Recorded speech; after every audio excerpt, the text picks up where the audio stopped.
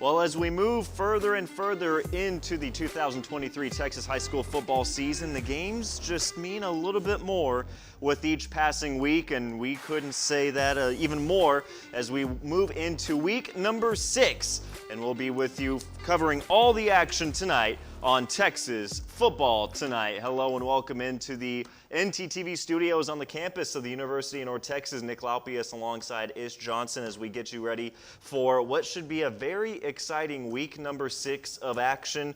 And again, everyone getting into district play, and now it really gets important with each passing game. Yeah, if you didn't have your first district matchup last week, you definitely have it this week if you're not off.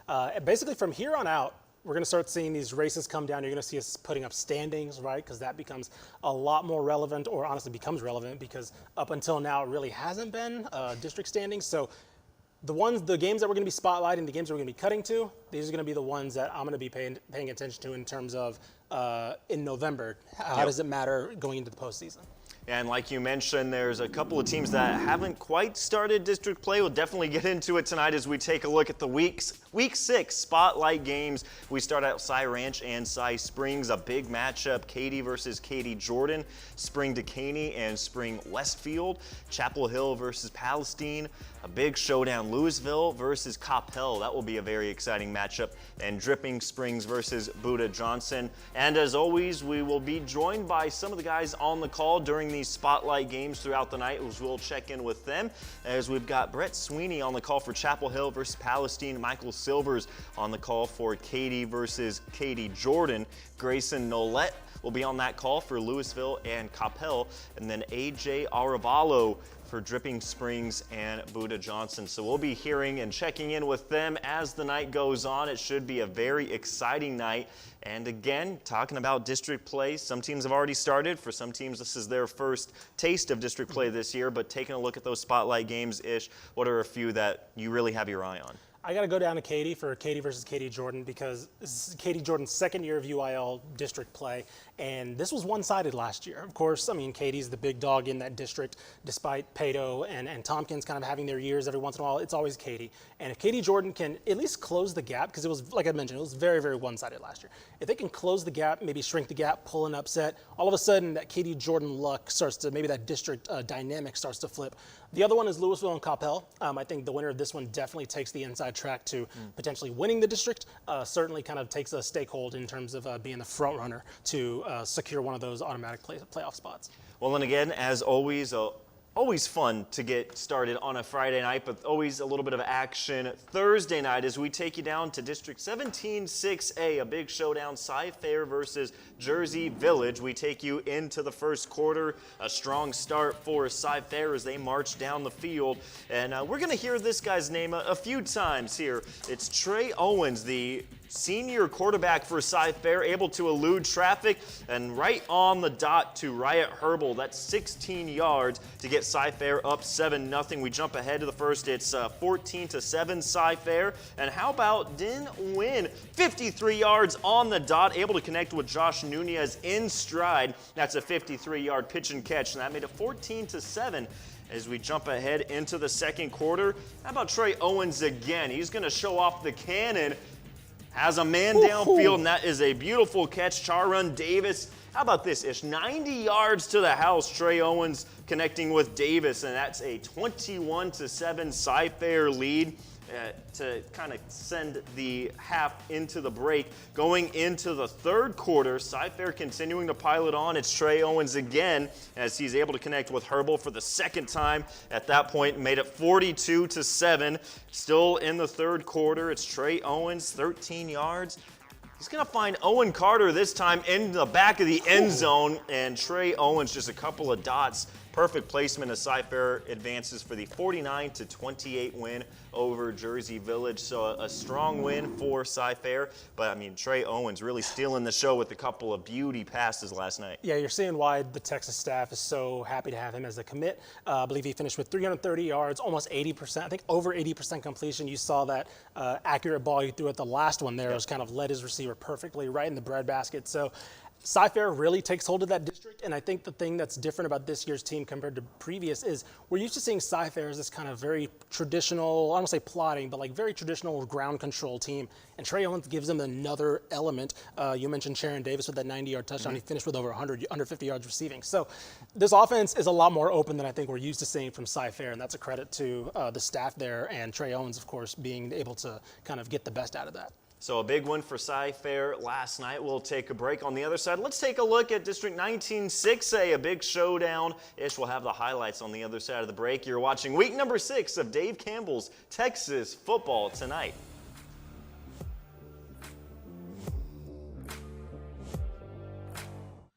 There's only one state in the nation with 13 Division I FBS programs, and there's only one podcast that talks about every single one of them. Introducing the Dave Campbell's Republic of Football podcast, the most complete coverage of the Lone Star State. Join host Ishmael Johnson, Carter Yates, and Mallory Hartley live on YouTube, Twitter, and Facebook on Wednesdays at 2 p.m. for the biggest news and weekly previews on all Texas FBS programs. Can't catch every college football game on Saturdays? We've got you covered with recap episodes Sunday mornings with senior writer Mike Craven checking in. Subscribe everywhere you get your podcasts, including Spotify and Apple. Strap in with your host Ishmael Johnson, producer Mallory Hartley, senior writer Mike Craven, and college writer Carter Yates for a ride that'll last from now throughout the season. Need your daily football fix? Look no further than Texas Football Today, the daily live show from the people that bring you Dave Campbell's Texas Football. Every weekday at noon, Greg Tepper and Ashley Pickle bring you the latest news, deep dive analysis, insightful interviews with big-name guests, and more. And if you ever miss an episode, you can subscribe to the Texas Football Today podcast to keep up with all the fun. Don't miss Texas Football Today every weekday at noon at texasfootball.com, Facebook, YouTube, and Twitch, and subscribe to Texas Football Today wherever you get your podcasts. Nobody covers Texas high school football like Tep and Step, the premium high school football podcast from Dave Campbell's Texas Football. Dig deep into the sport in every corner of the state with high school football insider Matt Stepp and managing editor Greg Tepper, with game previews, unique insights, and bold predictions. Get Tep and Step by becoming a Dave Campbell's Texas Football subscriber at texasfootball.com/subscribe. We might not be good at many things, but there is one thing that we crushed, and that's naming a stinking podcast. WTF. Yes, it's exactly what you're thinking. Women talking football. Oh, you thought it meant something else? You might be right. Tune in every Thursday at 2 p.m. as me, Ashley Pickle, and everyone's favorite Mal pal, Mallory Hartley, bring you in-depth analysis of every region of the Lone Star State, talk ball with reporters across Texas, get the real scoop from coaches' wives, and all the other nonsense that comes along with the two of us being allowed to talk into a microphone. Join the party Thursdays at 2 o'clock on the Dave Campbell's Texas Football YouTube page. Goal. Here we go. Under center. And a touchdown.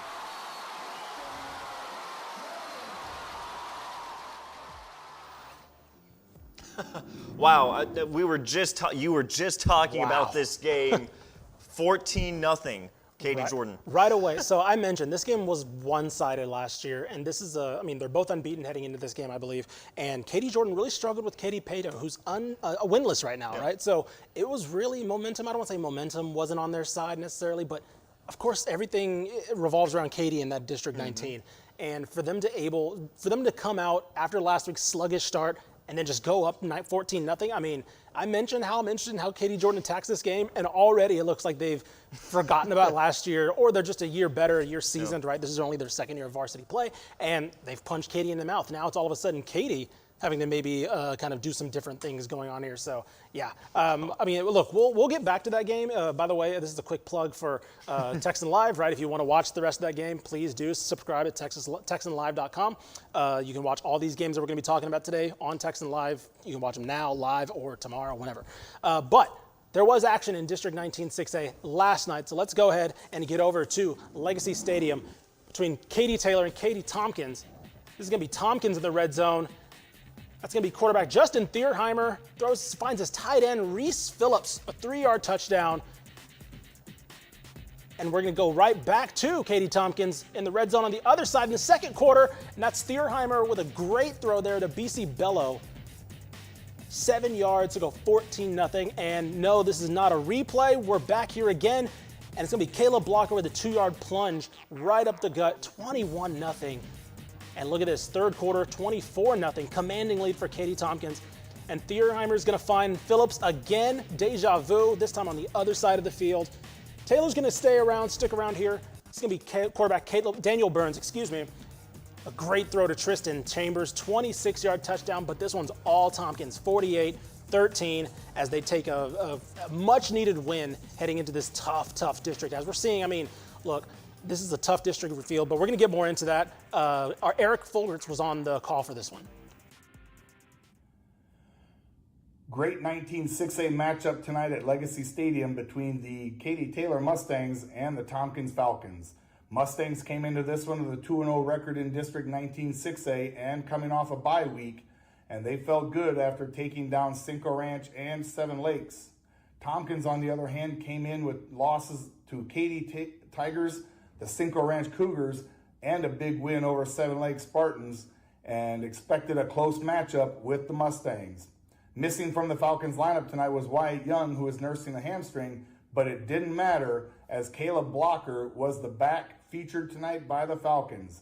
He picked up the slack, rushing for over 170 yards and 2 touchdowns, and it was his running that opened things up for Justin Thierheimer, as he was able to throw 3 touchdown passes, 2 of them to his tight end Phillips. That was a direct result of play-action passes from Caleb Blocker's carries down the field. Mustangs were not able to get anything going until they were down 31-0, finally getting on the board with a touchdown run, but it was all for naught as the Tompkins Falcons used a blocked punt return for a touchdown, in addition to a late touchdown run as the backups were on the field as they put this one away 48-13 over the Taylor Mustangs. From Legacy Stadium in Katy ISD, for Dave Campbell's Texan Live, I am Eric Folkerts. Yeah, so a big win for Katy Tompkins as we take a look at the what a district that is. And again, we already saw Katy Jordan going up 14-0, but impressive outing by that offense for Katy Tompkins last night. Yeah, Katy Tompkins, they were very much in danger of falling behind in this district race, as you see right there. They were 1-2 heading into yesterday, they were 1-2 heading into yesterday. They're 2-2 now. A loss there puts them at a very severe, you have to kind of pencil in Jordan and Katy maybe in those first 2 spots with how they started the season. And that only leaves 2 spots for, arguably 3-4 teams potentially, right? Maybe Katy Peto's makes a late run. And so Katy Tompkins now kind of puts themselves into that in the front runner, at least in those last 2 spots. Taylor, I should say, had a chance to really step up and kind of put a vice grip on one of those slots. Now they kind of fall back to the pack. Katy Cinco Ranch is in a good position now, with depending on their results. So it's crazy right now. And this district, again, you may pencil in 2 spots for Katy Jordan with how they started, but the rest of them, you're looking at 3, 4, potentially 5 teams battling for 2 playoff spots. And you imagine each of those games throughout all of district play, it's going to be quite the slugfest. No matter which teams are involved, that's just going to be a lot of fun watching that district all season long. And again, one of the fun things about the high school football season, Dave Campbell's always making it look so fun on the road. I tell you, whenever we get to look at the vlog, I get a little bit of FOMO. I love being here in the studio, but they make it look so enjoyable being out on the road as we take a look. Are you going to come to a Thursday game with us? There we go. I like it. Next week. So let's take a look at the latest edition of the DCTF vlog. Hey y'all, it's Friday night, week 5 of the Texas high school football season.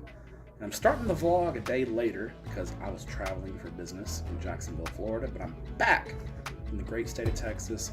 And behind me, we got a huge game here in Northeast Dallas as the Lake Highlands Wildcats take on the Berkner Rams in District 7-6A action.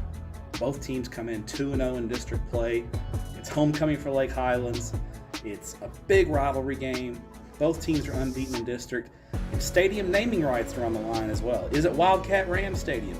Or is it going to be Ram Wildcat Stadium? Whoever wins gets to list their name first for the rest of the school year. So, should be a lot of fun here in Northeast Dallas and all Richardson ISD battle in District 7 6A. Let's get the vlog started in a big way.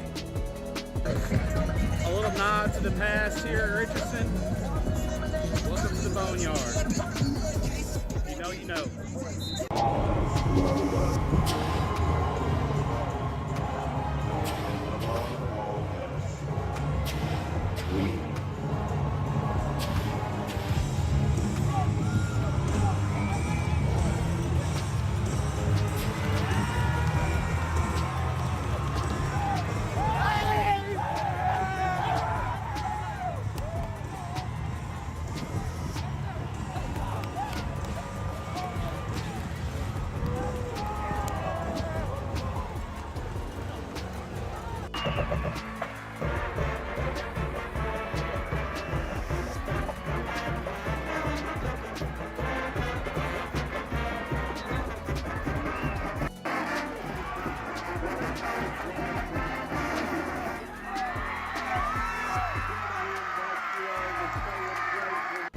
What's up, y'all? Walking through Houston's airport. Had the Beyonce concert goers in the flight, so very happy, entertaining group of folks headed to watch the greatness of Houston's own Beyonce. But I'm gonna go watch some great high school football tonight on the call, Texan Live. Myself, Gavin Moritz, Mike Roach, Katy Paytow, Katy Jordan. Should be fun. Let's have a good day. Got Katy Paytow going through warm-ups here at Legacy Stadium in Katy. Got the Katy Jordan Warriors undefeated, getting their pregame stretching going on here at beautiful Legacy Stadium. Dave Campbell's Texan Live crew, Gavin, 24/7 Zone Mike Roach, myself, Legacy Stadium in Katy. We're about to call the hell out of this football game. Watch out.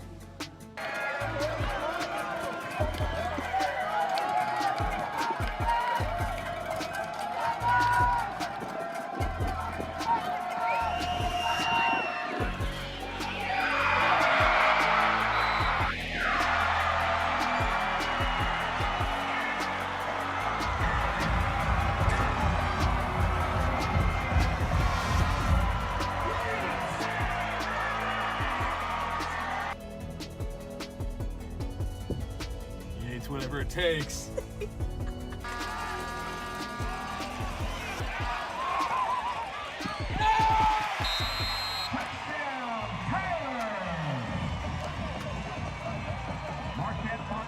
Dave Campbell's Texas Football and Texas Army National Guard are honored to present the Coach of the Week Award, celebrating one head coach in 7 different classifications. That's 6A all the way down to 6-man, and of course, private school every single week. Think your head coach deserves some recognition? Nominate them under our weekly Twitter and Facebook post. Those will come out Friday at 10:30 p.m., Saturday 8:30 p.m., and Sunday at 6:30 p.m. That's facebook.com/Dave Campbell's or at DCTF on Twitter. Thank you to Texas Army National Guard for helping spotlight the hard work and dedication of high school head coaches across Texas. Dave Campbell's Texas Football and Ozarka will announce 7 Team of the Week winners for 14 weeks of the Texas high school football season from Class 6A down to 6-man and including private schools. Head to texasfootball.com, go to the awards tab, and find Ozarka Team of the Week to see this season's winners and vote for your program to be named. Winners are announced every Wednesday on Twitter and Facebook. Dave Campbell's Texas Football and Panini America are teaming up this season to honor the best high school quarterbacks across the state of Texas. 7 quarterbacks, 1 in each classification, 1A through 6A in private schools, will be named Quarterback of the Week and will receive a virtual Panini America trading card to commemorate their performance. Check out which outstanding quarterback was selected each Tuesday morning on the Dave Campbell's Twitter and Facebook pages.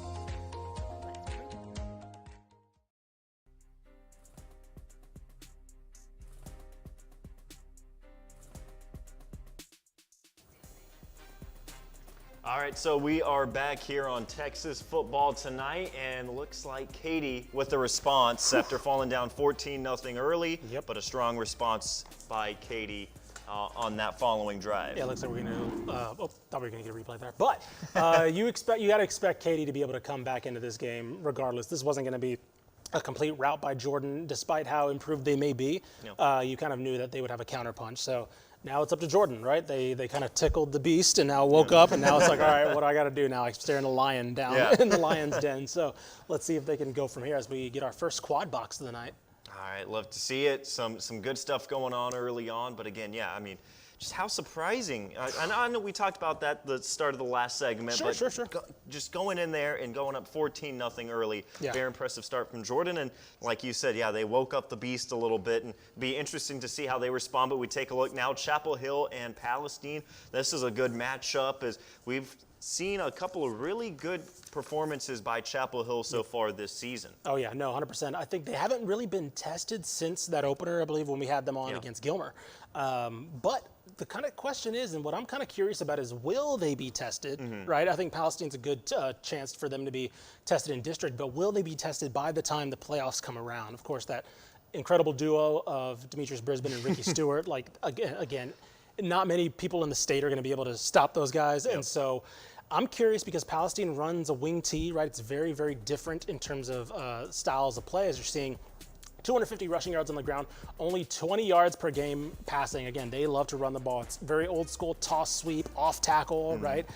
Very old school cloud of dust. And then you see the explosiveness of Chapel Hill, right? 400 yards on the ground. Still, Demetrius Brisbane's able to air it out as well. And yeah, I mean, you can kind of see the dynamics right here, right? You see an explosive offense versus one that loves the 3 yards in a cloud of dust. So does Chapel Hill get out of its game plan a little bit, right? Knowing that Palestine's game plan is going to be to just keep the ball away from those two dynamic playmakers. Well, and again, we talked about him, and we see him. Always has sort of a highlight reel every week, but Demetrius Brisbane, he's a walking highlight reel, that guy. But I mean, 50 points averaging so far for Chapel Hill through the first 4 games of the season. Very impressive. Take a look there in that top corner. We got Cy Ranch, the 7-0 lead early on for Cy Ranch in that contest. Yep, another matchup of, I believe, Cy Springs is unbeaten at 4-0 right now. Oh, as we take a look at Demetrius Brisbane, let's look at some of these numbers right here. I mean, career stats, he's been playing since he was a freshman, people. Like, this guy is committed to SMU, both him and Ricky Stewart, I should mention. 50 touchdown passes, averaging over 200 yards a game. That's going to go up, by the way, because of the fact that he's a junior, and now, obviously you get better, you get more, you get stronger, you get faster as you get older. So don't think that average is going to stay there, right? That average is going to go up. He's probably going to push 250 yards per game plus. I would love to calculate probably later in the year when we get to playoff time what his season averages are, because I feel like that's closer to probably 300-ish right now, based off what we've seen so far. So the kid's dynamic. I mean, it's probably the deadliest read option in the game between those two. So, well, and you take a look, you combine his rushing yards and his passing yards. Throughout his career, he's accounted for over 7,000 total yards of offense. Yeah, I mean, again, these guys were doing this both him and Ricky Stewart were doing this as freshmen when Tyler Chapel Hill made, I believe, the state semis or the regional finals. I couldn't quite remember that. But they've been putting up these numbers since then. And again, now that as they get older, as freshmen, they were unstoppable. What happens these last 2 years where they're kind of fully fledged in their varsity maturation, their physical development. I mean, look, this is going to be a team that we're going to be paying attention to well past Thanksgiving. And you talk about the Palestine, their kind of thing is just try and keep the ball away from Brisbane, but I mean, defensively, how do they go about really trying to slow down those weapons? But again, this is going to be a slug match, I was about to say, slugfest all night long. Katy and Katy Jordan. Yeah, I mean, to wrap up the Palestine Chapel Hill, they're gonna have to bottle them up somehow, right? But I think that's why their best defense comes from just keeping the ball away, using that offense to kind of control the clock, as we see. I mean, speaking of controlling the clock, Katy now that they're within a touchdown, they can kind of get back to what they love to do, which is run the ball, establish play action. As you're seeing right here, not many teams run the I formation anymore, really, even in college or the pros. But of course, Gary Joseph does. And when you're down 14-0, maybe you start to stretch a little bit, right? You maybe start to throw the ball a little bit more than maybe you want, as we're seeing Dripping Springs and Beto Johnson here starting off early. Another game I'm very much interested in. But now that Katy closed the gap at least by one score, they don't have to chase the game, right? They can kind of just get back to what they do. It's one score deficit. It's not the end of the world. So, I mean, I wouldn't be surprised if we see Katy kind of establish kind of a clock control type of game for the rest of the day. Yeah, so like you said, you don't see that too often, but hey, they're good at it. Oh, how about a little bit of a rollout? Yeah, look at that. I'm telling you, that's I don't think I've seen a Katy pass that hasn't involved like a run action or a rollout of some kind. Like they barely do basic 3-step, 5-step drops. It's always establish the run, okay, boom, pull it, and then go. I just seeing Dripping Springs. Is that Dripping Springs driving? I can't quite tell the colors there. It looks like maybe. Yeah, and then there's one of our other spotlight games. You have Campbell and Louisville. That's a 14-7 lead early on for Campbell. That's another good one. That's an explosive play toward the end zone. Ooh, did we get a score there? Maybe. Yeah, we did. Wow. So that's a Campbell Cowboys touchdown. Yeah, that's a good one. I mean, look, Antonio Wiley's done an incredible job there. Their defense has really turned around the past couple of weeks as we're seeing, a shot to the end zone there from Dripping Springs. Tried to get on board again. But, yeah, Campbell, I mean, look, they're 4-0 right now. Louisville, of course, we mentioned them earlier in the year as well. They're trying to really kind of get back to what they were able to do last year. Campbell, under Antonio Wiley, had a really good first season, but I think they kind of see their ceiling as more. And I think the defense has really turned around, only allowing 21 points total the last 2 weeks after kind of really struggling to start the year.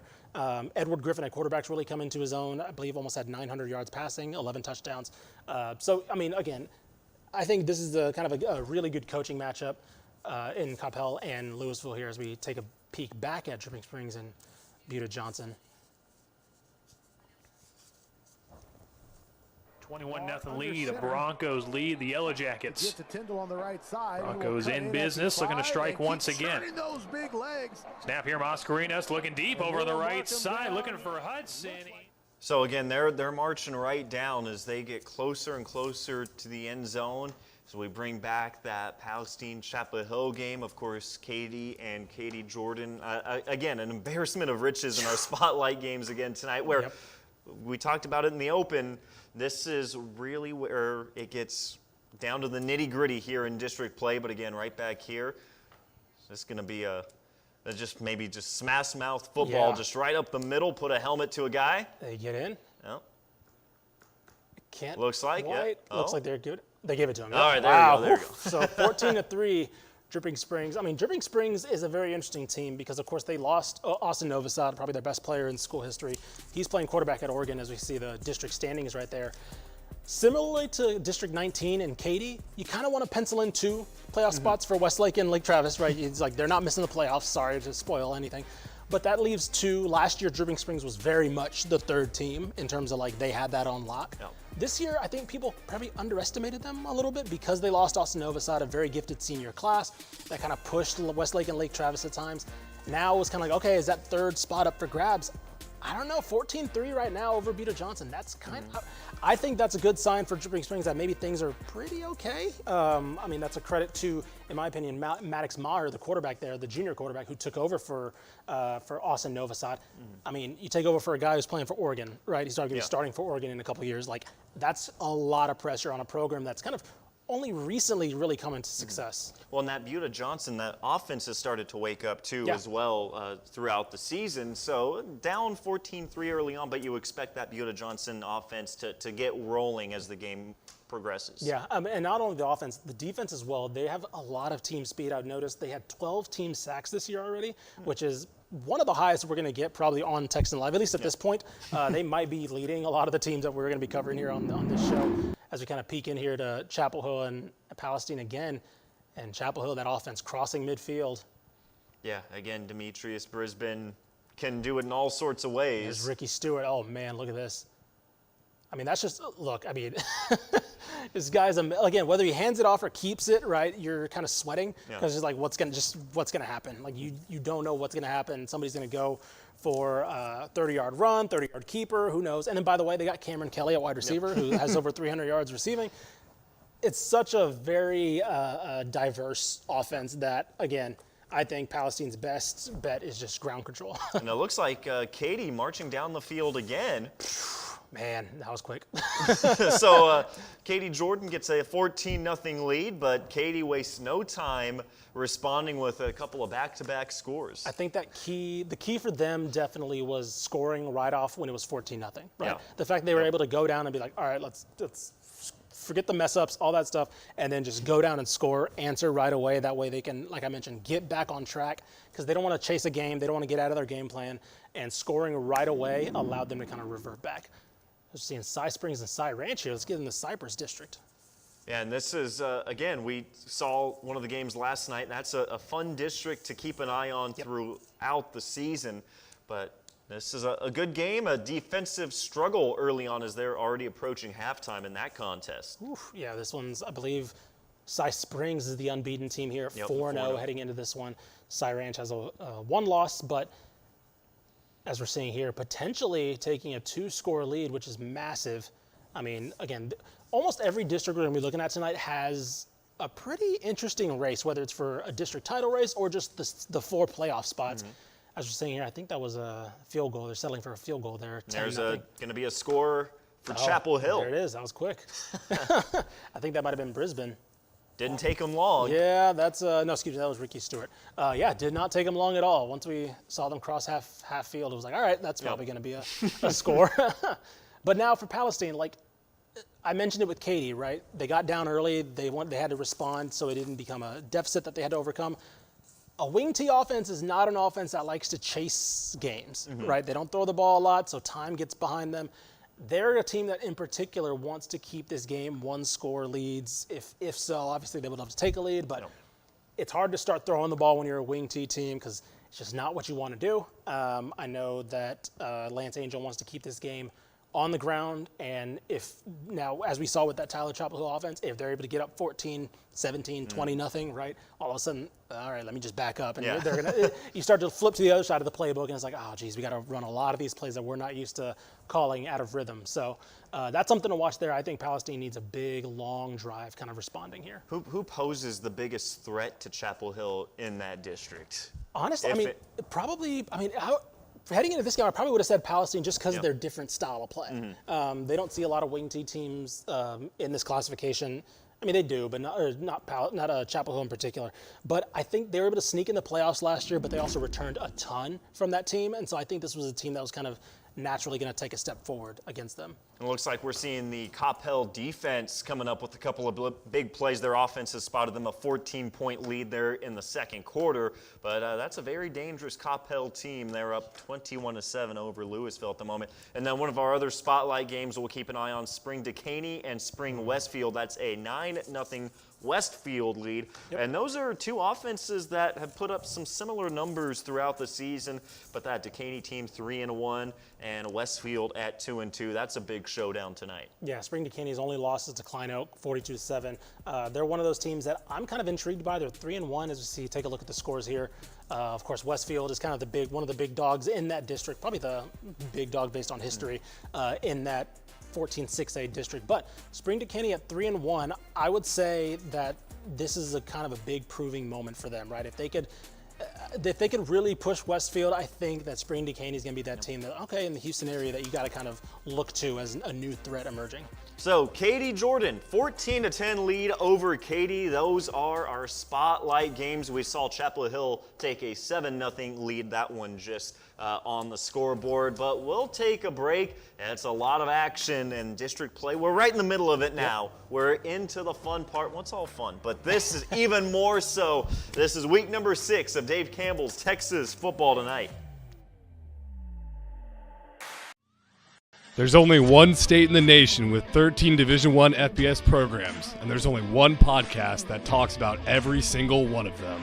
Introducing the Dave Campbell's Republic of Football podcast, the most complete coverage of the Lone Star State.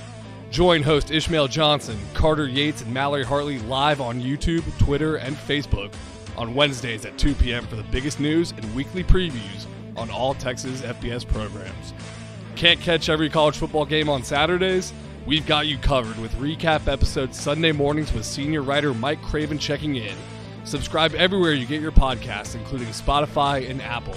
Strap in with your host Ishmael Johnson, producer Mallory Hartley, senior writer Mike Craven, and college writer Carter Yates for a ride that'll last from now throughout the season. Need your daily football fix? Look no further than Texas Football Today, the daily live show from the people that bring you Dave Campbell's Texas football. Every weekday at noon, Greg Tepper and Ashley Pickle bring you the latest news, deep dive analysis, insightful interviews with big name guests, and more. And if you ever miss an episode, you can subscribe to the Texas Football Today podcast to keep up with all the fun. Don't miss Texas Football Today every weekday at noon at texasfootball.com, Facebook, YouTube, and Twitch, and subscribe to Texas Football Today wherever you get your podcasts. Nobody covers Texas high school football like Tep and Step, the premium high school football podcast from Dave Campbell's Texas Football. Dig deep into the sport in every corner of the state with high school football insider Matt Stepp and managing editor Greg Tepper, with game previews, unique insights, and bold predictions.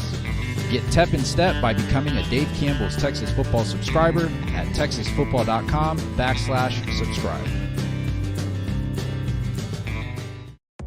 We might not be good at many things, but there is one thing that we crushed, and that's naming a stinking podcast. WTF. Yes, it's exactly what you're thinking. Women talking football. Oh, you thought it meant something else? You might be right. Tune in every Thursday at 2 p.m. as me, Ashley Pickle, and everyone's favorite Mal pal, Mallory Hartley, bring you in-depth analysis of every region of the Lone Star State, talk ball with reporters across Texas, get the real scoop from coaches' wives, and all the other nonsense that comes along with the two of us being allowed to talk into a microphone. Join the party Thursdays at 2 o'clock on the Dave Campbell's Texas Football YouTube page. Dave Campbell's Texas Football and Texas Army National Guard are honored to present the Coach of the Week Award, celebrating one head coach in 7 different classifications. That's 6A all the way down to 6-man, and of course, private school every single week. Think your head coach deserves some recognition? Nominate them under our weekly Twitter and Facebook post. Those will come out Friday at 10:30 p.m., Saturday 8:30 p.m., and Sunday at 6:30 p.m. That's facebook.com/Dave Campbell's or at DCTF on Twitter. Thank you to Texas Army National Guard for helping spotlight the hard work and dedication of high school head coaches across Texas. Dave Campbell's Texas Football and Ozarka will announce 7 Team of the Week winners for 14 weeks of the Texas high school football season from Class 6A down to 6-man and including private schools. Head to texasfootball.com, go to the awards tab, and find Ozarka Team of the Week to see this season's winners and vote for your program to be named. Winners are announced every Wednesday on Twitter and Facebook. Dave Campbell's Texas Football and Panini America are teaming up this season to honor the best high school quarterbacks across the state of Texas. 7 quarterbacks, 1 in each classification, 1A through 6A in private schools, will be named Quarterback of the Week and will receive a virtual Panini America trading card to commemorate their performance. Check out which outstanding quarterback was selected each Tuesday morning on the Dave Campbell's Twitter and Facebook pages.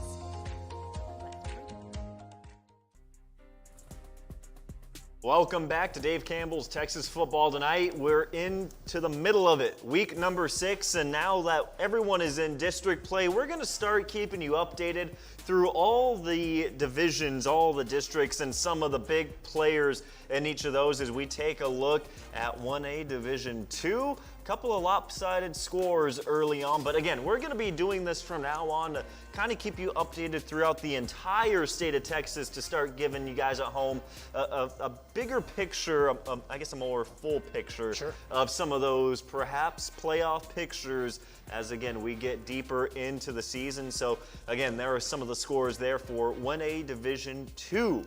As, again, a couple of those top teams rolling early on in those matchups. And, of course, taken back to one of our spotlight games, a couple of big-time performances early on. That one's tied, and I understand we got a pretty crazy play on this one. Yeah, I mean, look, as we're seeing here, that's airborne. Excellent So catch. I was going to say pass, but kind of a more better catch, in my opinion. But well, not a the bad pass throw either. impressive just to do that in the face of 3 defenders bearing down on you. And he kind of put it in a spot where his man only could get it, right? It was either going to hit his hands or go incomplete. But, I mean, incredible body control. So, man. Wow. All right. Well, again, we expect to get some great performances in that matchup.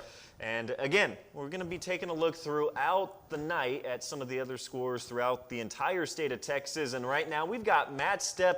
He's on the road as he's at the game, Wichita Falls versus Graham. And again, Mr. Stepp, thank you so much for joining us. Just kind of take us through, I believe that one's at half, kind of take us through the first half of that contest. Yeah, so we're here at halftime here at Newton Field and Graham. Beautiful Newton Field. It's homecoming, and Graham right now leads Wichita Falls High 19-6. Graham state-ranked team in 4A Division II. Heavily favored in this game against Old High, but Wichita Falls High is a lot better than their record indicates, and that they've come out and fought hard. Really, the big difference in the game right now is Graham got a 34-yard interception return from Zathan Reyes that gave them a touchdown, 34-yard interception return for a score, kind of turned the game around. Really, the story for Wichita Falls has been missed opportunities. They've had 2 possessions inside the Graham 10-yard line. One possession, they turned it over on downs. The other one, they had to settle for a field goal.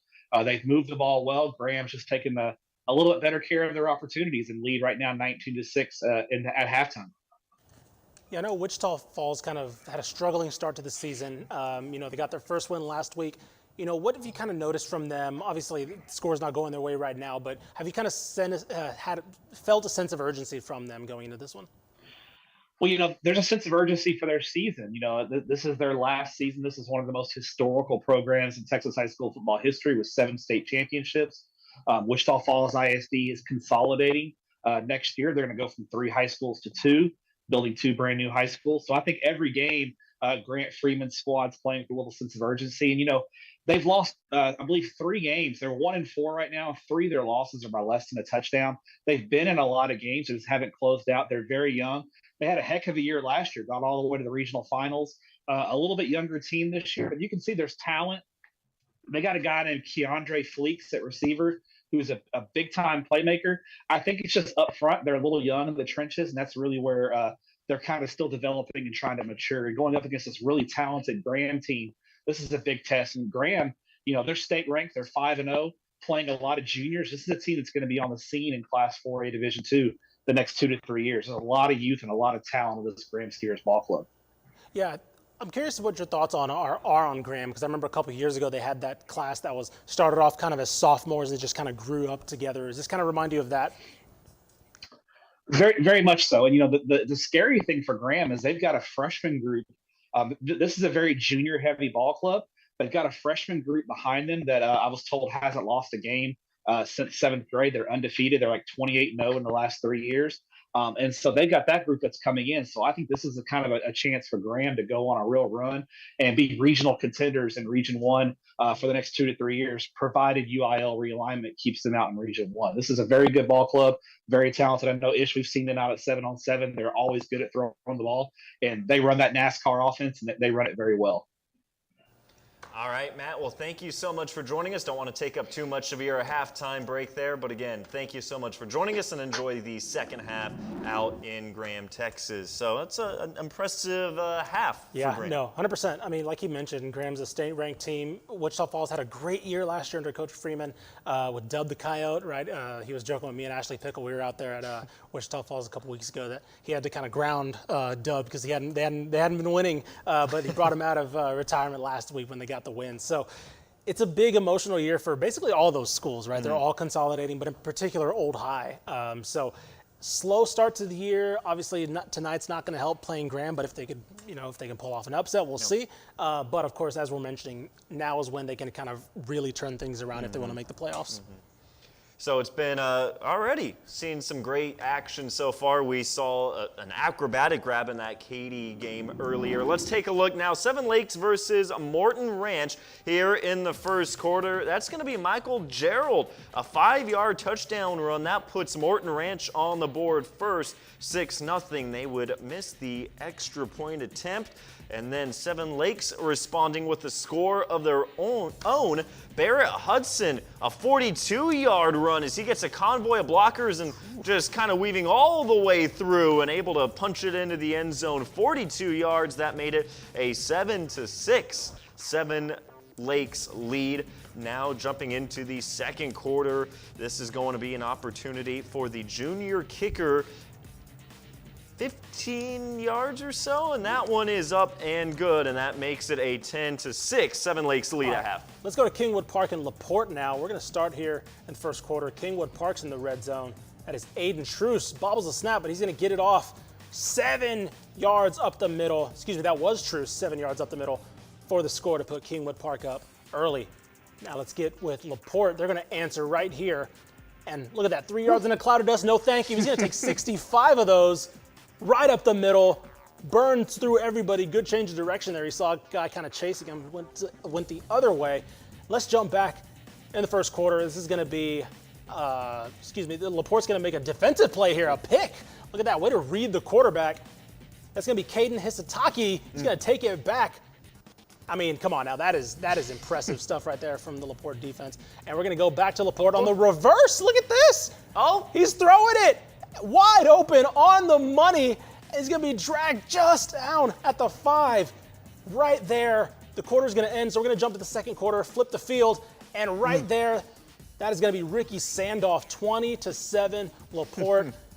And this game is moving quick, folks. It's going to be 20-14 here, thanks to this touchdown to make it, like I mentioned, 20-14 here just before the half. So, I mean, that one's all over the place. Oh, I love it, reaching into the bag of tricks that time. That's great. That sets up a great scoring play. But how about this? Campbell, another good play as that Campbell Cowboys offense continues to roll. This. Yeah. Yeah, I mean, I mentioned this one. This is going to be a really big test for Antonio Wiley because I mentioned it. Louisville's playing to get back to that, what they were kind of able to do last year, Michael Ogle's team. But Antonio Wiley's looking to show that, hey, not only was last year kind of a good step forward for this program, Campbell program under me, we're going to take some steps forward, right? And as you're seeing now, fully in control of a game that really could decide kind of the inside track, like I mentioned at the start of the show, to not only a playoff spot, but first place and a district title in this very tough DFW district. And we've got our very own Grayson Nolette on the call for that game as we bring him in here in just a few moments. But again, that Cowboy offense rolling. Again, Grayson Nolette on the call as he joins us now on Dave Campbell's Texas Football Tonight. Grayson, thank you so much for joining us. And man, that Cowboys offense may look pretty hard to stop right now. Yeah, they really do. Edward Griffin, he's been doing this all throughout the season through these first 4 games. And he's got so many weapons to work with, and with multiple wide receivers to throw to, guys like Snead and Patton and Cusano, the whole bunch, as well as the running game's really been solid for him through these first couple of games. But Cody and I, we talked about it before the game as well. If Edward Griffin wasn't going to be on point throughout this matchup, then I wasn't sure how Campbell was going to look. But Edward Griffin's been amazing tonight, so Campbell looks amazing offensively. Yeah, the thing I want to ask you about is the Campbell defense. They've allowed 21 points the last 2 games after kind of struggling to start the year. This is a good offense they're kind of really holding in check right now. What have you seen from them so far? What I'm seeing is the fact that they're really shutting down anything that Louisville's throwing at them. I mean, the Fighting Farmers did score in their opening drive, but ever since then, they've done a great job of slowing down Byron Ellison. And if the Fighting Farmers can't run the ball effectively, we've noticed that Ethan Terrell struggles a lot in the pass game. They really need Ellison in that run game to open things up for Terrell in the pass game, and that just hasn't happened. They've shut down the run game, and it's caused Ethan Terrell to have a lot of struggles in the first half. I'm wondering, looking at this district as a whole, these 2 teams kind of position themselves, the winner of this one, I should say, as kind of the front runner in this district. Is that how you kind of see it right now? I mean, I know Plano East is also 3-1, but looking at this district as a whole, would you think it's kind of a Campbell or a Louisville type of season? I don't want to guarantee anything, but I think it could shake up that way. Whatever team comes out on top here tonight could very well be the front runner for District 6-6A come the end of the regular season. At the moment, Campbell looks red hot. They looked red hot coming into this game tonight. But, Louisville, they did a great job last week in their matchup against Flower Mound in the second half especially. They looked a little rough in the first half of that matchup. Looked like a totally different team in the second half, especially defensively. So don't rule the Fighting Farmers out in this one despite being down multiple scores. But absolutely, I think whatever team comes out on top here tonight could very much be the front runner in 6-6A. All right, and then lastly, just how's the atmosphere out there? I know the Cowboy fans are got to be pretty happy with their performance so far.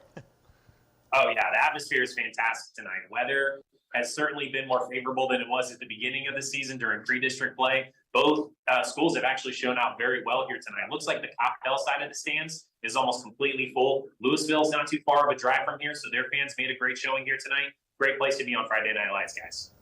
All right, Grayson Nolet, thank you so much for joining us. You can hear him and Cody Barfneck for the second half right here on Texan Live. Again, thank you so much for joining us, as that is a 28-point first half performance for the Campbell Cowboys. We take a look at the season averages for these two teams, and again, that Cowboys offense, they're right on pace again tonight.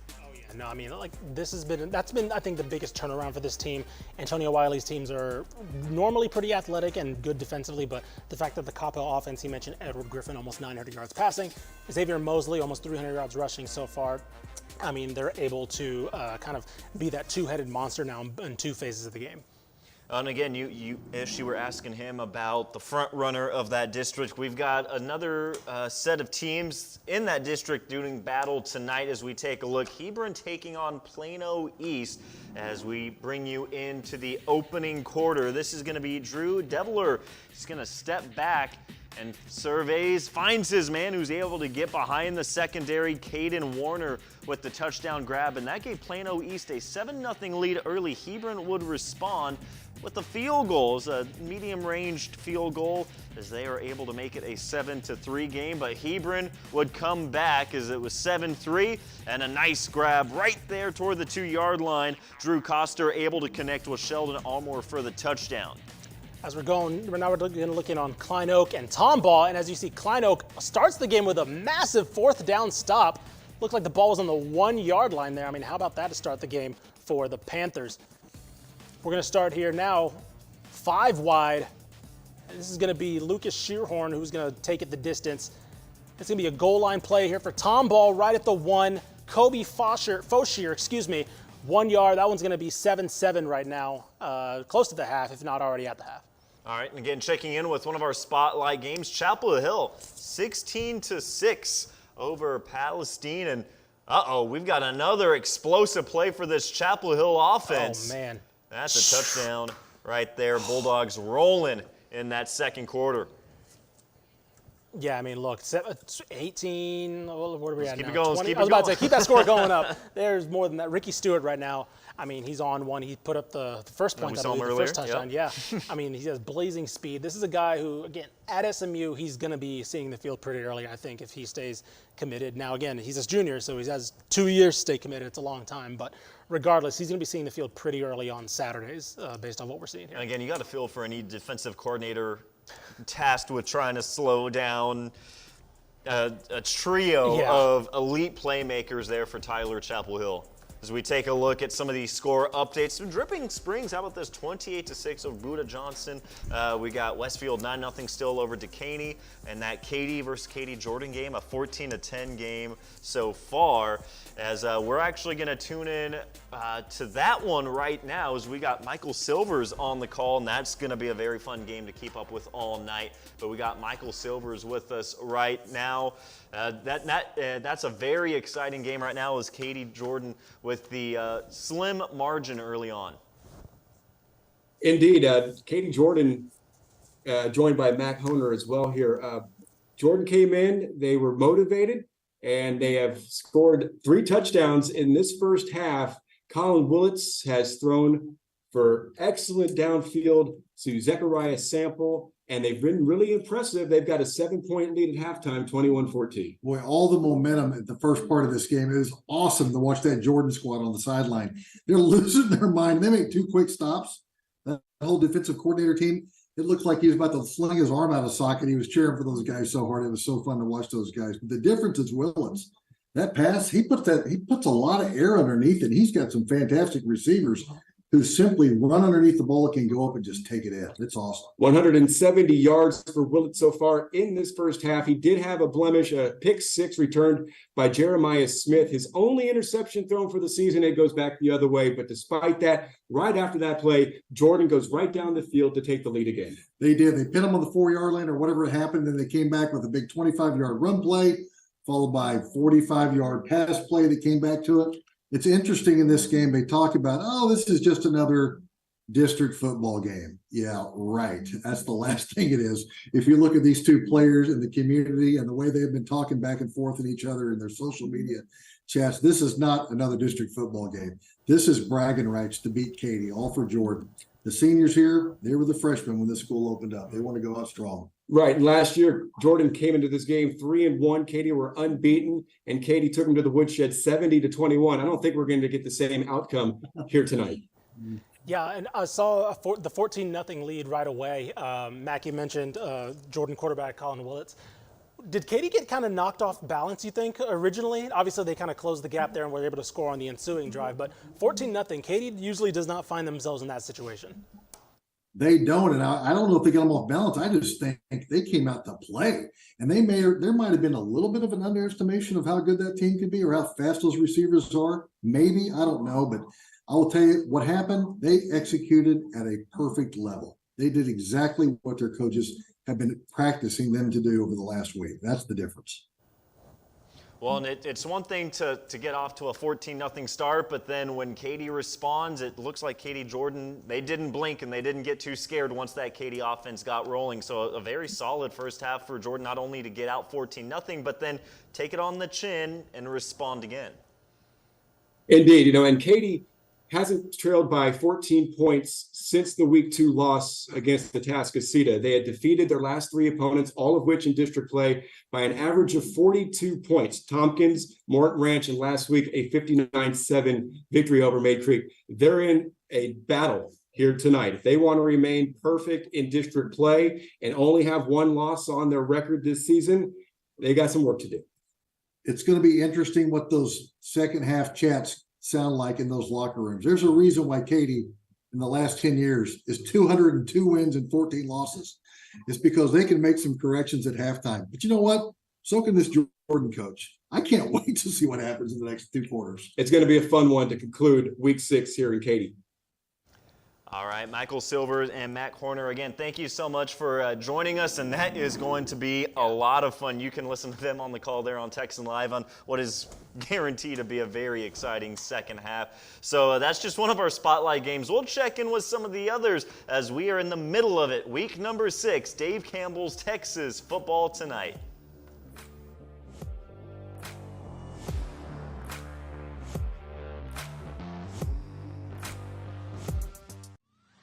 There's only one state in the nation with 13 Division I FBS programs, and there's only one podcast that talks about every single one of them.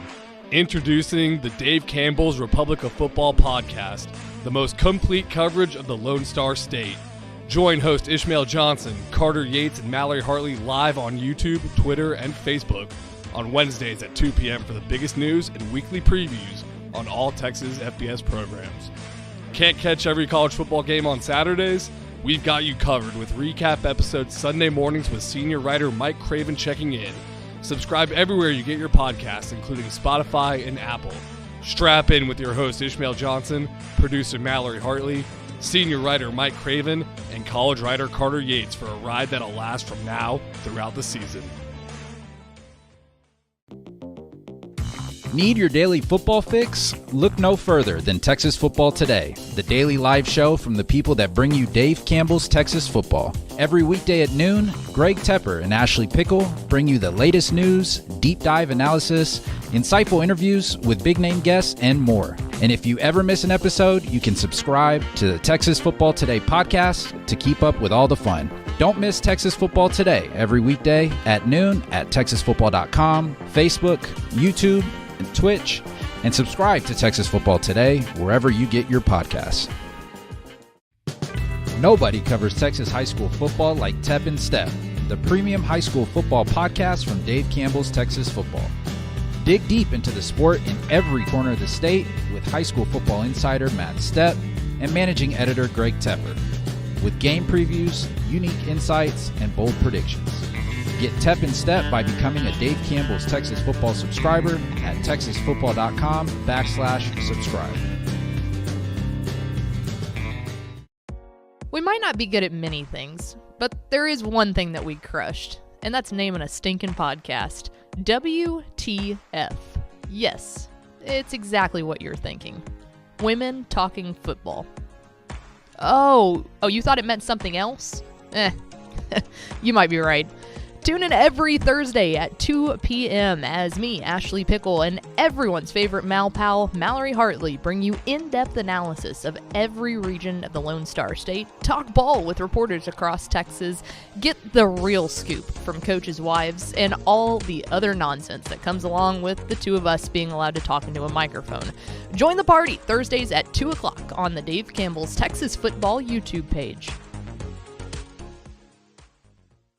Dave Campbell's Texas Football and Texas Army National Guard are honored to present the Coach of the Week Award, celebrating one head coach in 7 different classifications. That's 6A all the way down to 6-man, and of course, private school every single week. Think your head coach deserves some recognition? Nominate them under our weekly Twitter and Facebook post. Those will come out Friday at 10:30 p.m., Saturday 8:30 p.m., and Sunday at 6:30 p.m. That's facebook.com/Dave Campbell's or at DCTF on Twitter. Thank you to Texas Army National Guard for helping spotlight the hard work and dedication of high school head coaches across Texas. Dave Campbell's Texas Football and Ozarka will announce 7 Team of the Week winners for 14 weeks of the Texas high school football season from Class 6A down to 6-man and including private schools. Head to texasfootball.com, go to the awards tab, and find Ozarka Team of the Week to see this season's winners and vote for your program to be named. Winners are announced every Wednesday on Twitter and Facebook. Dave Campbell's Texas Football and Panini America are teaming up this season to honor the best high school quarterbacks across the state of Texas. 7 quarterbacks, 1 in each classification, 1A through 6A and private schools, will be named Quarterback of the Week and will receive a virtual Panini America trading card to commemorate their performance. Check out which outstanding quarterback was selected each Tuesday morning on the Dave Campbell's Twitter and Facebook pages.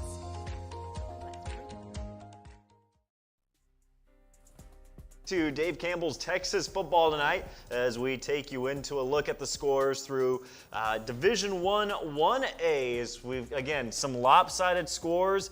How about Oglesby, 40-8 on top of May, and they're actually punching up a division. Oglesby is with that 40-8 score, so that's pretty impressive. But again, a couple of lopsided scores in that one. But again, looking back at one of our spotlight games, as we've got a touchdown in Cy Springs versus Cy Ranch. Cy Springs threatening late in the first half, and that's going to be a run off to the side, and that gets a lead for Cy Springs.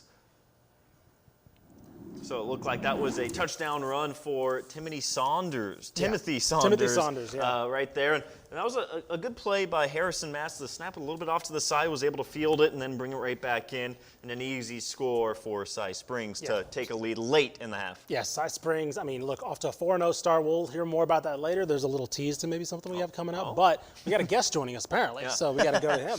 Yeah, that game is at half, and we have Chris Elliott on the call for that game. Just kind of take us through. That's a defensive struggle there in the first half. Yeah, great to be with you, gentlemen. A 16-6A tussle. Cy Springs having an historic season thus far. They're 4-0 for the first time in ever in school history. 1-0 in district. Cy Ranch, the Mustangs, also 1-0.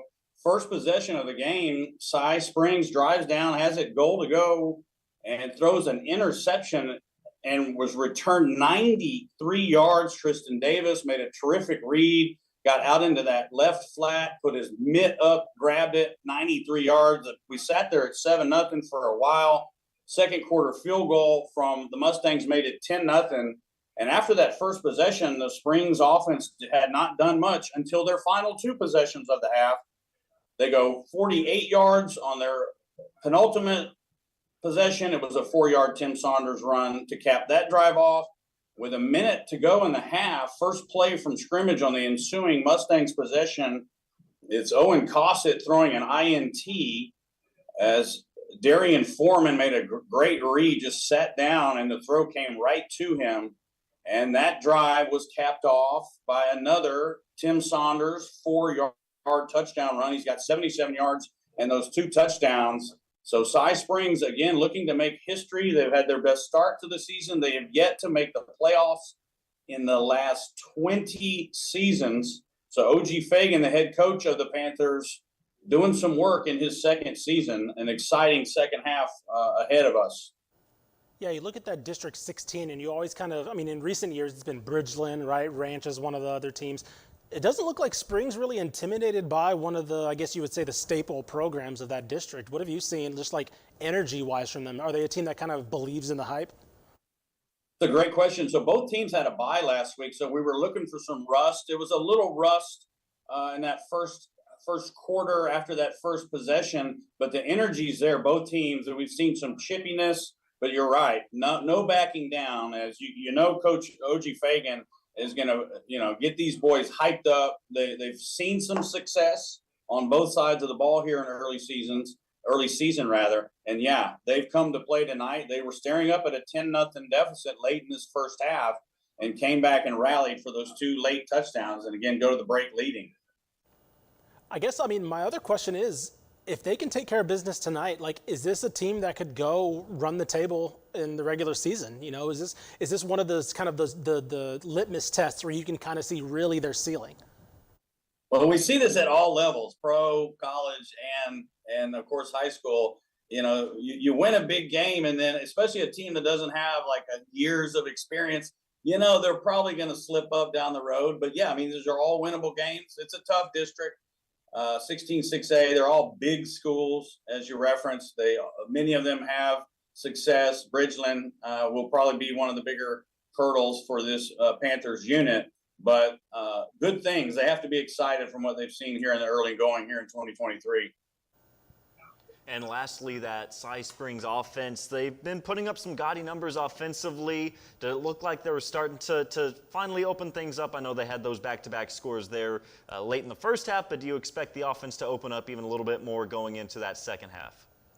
They came in averaging 42 points a game, the Mustangs allowing just 21, so something had to give there. It was the run game from my vantage point where they saw the most success in this first half. Again, it was 77 yards on 15 carries. Harrison Mass, 6 of 13 passing, 124 yards through the air. He did have 2 costly INTs. He was sacked a couple times. In large part, this has been a defensive struggle. Those late 2 touchdown drives really took what would have been an under game, if you will, to probably right on pace to whatever the number might have been. So, yeah, we'll see what adjustments are made at halftime, both defensively and offensively. But going into the break, again, the Panthers have the momentum. Okay, Chris Elliott, again, thank you so much for joining us during the halftime break. Enjoy the second half. That should be a lot of fun. As, again, we were talking a little bit about that's a 4-0 start. As we take a look now at the district standings and what has been a defensive struggle, but you see Cy Springs, they can get the win. That's a very nice start if they're able to hold on and maybe get a couple of more points there in that second half. Yeah, I mentioned this is kind of their first real litmus test of how good the Cy Springs teams can be. Cy Ranch, of course, being one of those staple teams of 16-6A. But Bridgeland is right there as well. Bridgeland's going to be one of those teams. It's probably the kind of I guess for lack of a better phrase, the Bears. Yep. They're that bear in the room. That is going to be that biggest test for this team to see if they can kind of run the table for the rest of the year. And you heard Chris Elliott talk about they are off to their best start in program history. Haven't made the playoffs in 20 years, but they are off to a 4-0 start, their best start in their 26-year history. Gavin Moritz was able to sit down with their head coach, O.G. Fagan. Here's his report. We talked about when we got here was the chop, the chop mentality, which is committed hard work over a period of time. One of the things that I learned from my last experience as Fort Bend Marshal was the hard work had to be something that you had to hang your hat on, and it had to be something that was continuous. It was relentless. It was something that you never wavered from, because in order for you to become successful, that had to be there. And we talk about chop, we compared it to chopping down a tree. And what that meant was we were trying to chop down something that hadn't been done here. So you had a tree, and we compared this program to a place that's been in the wilderness for about you're in the middle of a dark wilderness, and that you're trying to chop your way out of it. And in order to get out of that wilderness, you really got to pick one tree, focus on it, pick up your axe and just start chopping. And we talked about the fact that when you chop, sometimes the first swing, nothing happens, right? And then, well, with intense focus and continuous swinging over and over at that spot that you pointed at, eventually you're going to start hearing that tree start making some creaks and some noise, and then that tree is eventually going to fall by repeated swinging the axe over and over again. For a program that hasn't made the playoffs since 2003, a 4-0 start doesn't happen overnight. But for OG Fagan, he's got Cy Springs chopping every single day as the Panthers prepare for Cy Ranch this Friday. For OG Fagan, his head coaching experience started at Hudson Valley Community College in his home state of New York. I guess one of the biggest things about being a head coach at junior college for 5 years that prepared me for this level is we had a different team every year. I mean, at JUCO level, you have kids come in every 2 years and you work with them and they move on. So your system is your system, and your kids have to adapt. Well, you really, as coaches, you have to adapt your system to the kids you have. And working at junior college has prepared me to be able to adapt on a given year to the talent level or the skill sets of the kids that we have in our program. It also afforded me the opportunity to really see what kids need to have foundationally to be successful at the college level, right? So like, most of those kids who end up coming to JUCO were uber talented individuals, but they struggled in the classroom. And most of the mistakes they made were probably their freshman and sophomore year. So having that insight, being able to put together an academic game plan so that we could really build a strong foundation for our kids who had that ceiling, you know what I mean? So it really helped me to have like a comprehensive vision of how to build a strong high school football program. Coach Fagan, who interned under New York Giants head coach Tom Coughlin in the summer of 2008, learned plenty from a Super Bowl caliber franchise. The word that helped me is organization, all right? And sitting in meetings with Tom Coughlin and his staff, I mean, that was incredible because I learned so much about how to build a staff, how to manage a staff on a daily basis, you know, from morning till night. Everything that went into being successful, everything that went to winning. It changed my whole thought process on coaching. It changed my whole thought process of being a head coach. When I first got to be a head coach, I think I was trying to coach everything, right? I think I was coaching the players, I was coaching the coaches, but sitting with Coach Coughlin, he taught me that the head coach's job is to coach the coaches. And really, that was probably the biggest advice he gave me to be successful, was make sure that you're coaching your coaches on a daily basis, because if your coaches are carrying your message or are doing the things that you ask of them, your team is going to be successful. Learning to chase excellence at Fort Bend Marshall helped build the foundation that Coach Fagan set at Cy Springs. So we really, it's probably one of the hardest working staffs and programs I've ever been around. I don't think our kids realize how hard we worked. It was our culture, it was our way of life. So the work we put in was just what they did on a day-to-day basis. They never realized they were going above and beyond anything that they did.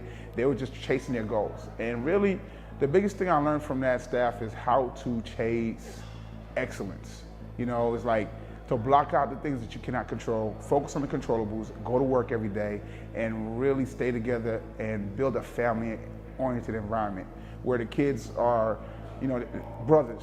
It's a cliche to say, but once you have that brotherhood within your program, you know that the kids love being around each other. That it means the grind is not as bad as it is. They embrace that. They love being around one another, and now they're ready to put in the work they need to put in to be successful. With both fresh faces and returning stars, the wheels of the Panthers offense are starting to turn. So one of the things is, you know, the passing game, it takes some time. And, you know, we had Tim and we had Harry here, all right, but we had to incorporate some new pieces. And we're still learning how to play together. So, like, I'm really excited because in the last couple of weeks, you start seeing the team start gelling and good things start happening in the passing game and offensively for us, because the pieces are starting to work together like they haven't before. And so just getting that time in, you know what I mean? Get that time on the practice field, that time in with each other, getting to know one another, getting to be able to read each other in and out of cuts and things of that nature. Just building that cohesion that you need to be successful offensively. OG Fagan has immense respect for Cy Ranch as Cy Springs prepares for the Mustangs here in Week 6. And I tell you what, you talk about a program that's been there, that knows how to win a perennial playoff team, and really just trying to, our kids, they're just locked in right now. I mean, they're excited to challenge, they're excited about the moment, and they're just going to work every day, watching film, trying to find that one thing extra, just help them have an advantage on Friday night, because they know that they have to bring the A game against a program like Ranch. For the first time ever, a 4-0 start for the Panthers goes beyond the field and into the community. So right now, I think it's something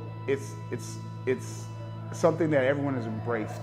You know, I mean, everybody's on board, everybody's positive. It's like this community deserves a winner, you know, and it's just so exciting that we had this opportunity to just bring this excitement to the school. And you see the impact and the pride the kids in the building are showing, and how our players are taking pride with being Panthers and being at South Springs. And even our middle school feeders right now, some of our kids who the first year we had to go out there and we're trying to talk to them about coming to South Springs, they might not have been as receptive. Now kids are excited to come to South Springs and be a part of what we're building. So it's been exciting. Dave Campbell's Texas Football and Texas Army National Guard are honored to present the Coach of the Week Award, celebrating one head coach in 7 different classifications. That's 6A all the way down to 6-man, and of course, private school every single week. Think your head coach deserves some recognition? Nominate them under our weekly Twitter and Facebook post. Those will come out Friday at 10:30 p.m., Saturday 8:30 p.m., and Sunday at 6:30 p.m. That's facebook.com/Dave Campbell's or at DCTF on Twitter. Thank you to Texas Army National Guard for helping spotlight the hard work and dedication of high school head coaches across Texas. Dave Campbell's Texas Football and Ozarka will announce 7 Team of the Week winners for 14 weeks of the Texas high school football season from Class 6A down to 6-man and including private schools. Head to texasfootball.com, go to the awards tab, and find Ozarka Team of the Week to see this season's winners and vote for your program to be named. Winners are announced every Wednesday on Twitter and Facebook. Dave Campbell's Texas Football and Panini America are teaming up this season to honor the best high school quarterbacks across the state of Texas. 7 quarterbacks, 1 in each classification, 1A through 6A and private schools, will be named Quarterback of the Week and will receive a virtual Panini America trading card to commemorate their performance.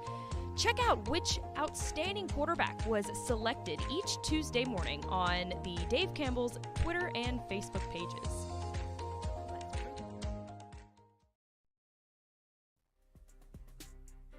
Dave Campbell's Texas Football tonight as we now bring you in to 2A, Division 2 2A. Yep. So we have some of those top schools and we're taking a look at those scores. Ish, thoughts as we take a look at some of those showdowns tonight? I like Heiko hanging around with Mart. Mart typically is a program down there in 2A, D2 that steamrolls district competition. So I like that Heiko's kind of still within punching distance. Windthorst and Bremont, I mean, those are 2 teams that are going to be playing well into November. And I'm very interested to see how that one comes out. I believe within the last 10 years or so, both those programs have state titles under their belt. So kind of a perennial matchup of 2A, D2 powers there.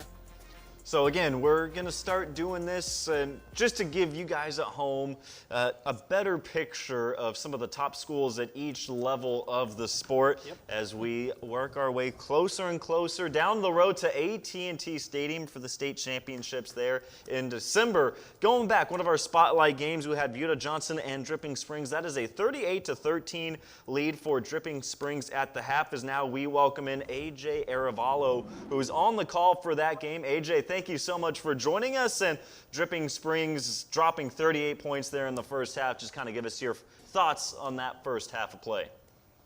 Hey guys, thanks for having me. And yeah, it's been all Dripping Springs so far here in this first half. And it's been all Jake Tyndall. He has accounted for about 3 of the 5 touchdowns for Dripping so far. I would be interested to see, though, what kind of adjustments Johnson's going to make. They've normally been really, really strong in the second half so far this year, and I think that's going to be key for them to come out of here and actually get some more points on the board.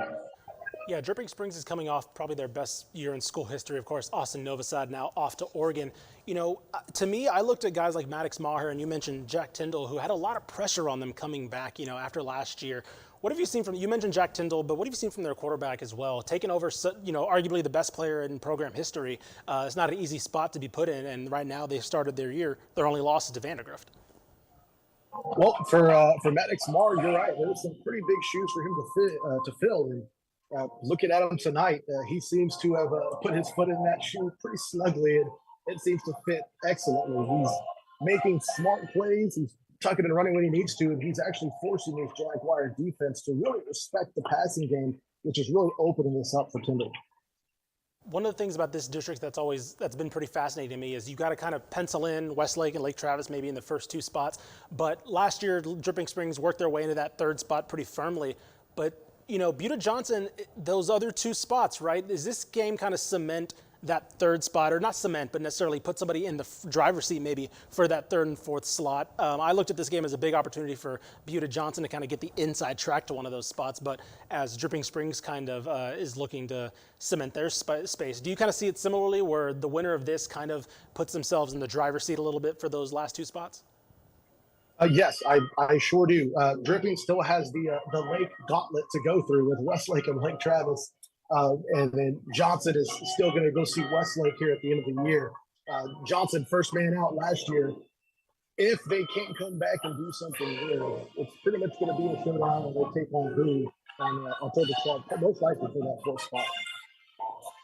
Yeah, and that Buda Johnson team, usually they like to lean on their ground game, but being down by quite a big margin, what do you expect to see? Probably the passing game opening up a little bit more, at least they hope opening up there as they try and come back in that second half. Well, and I think they're going to lean heavily on Carson McMullen. They started out their first drive, aired it out, which, to my surprise, you're right, they really lean on Cale Hatnot and Terrence Grant.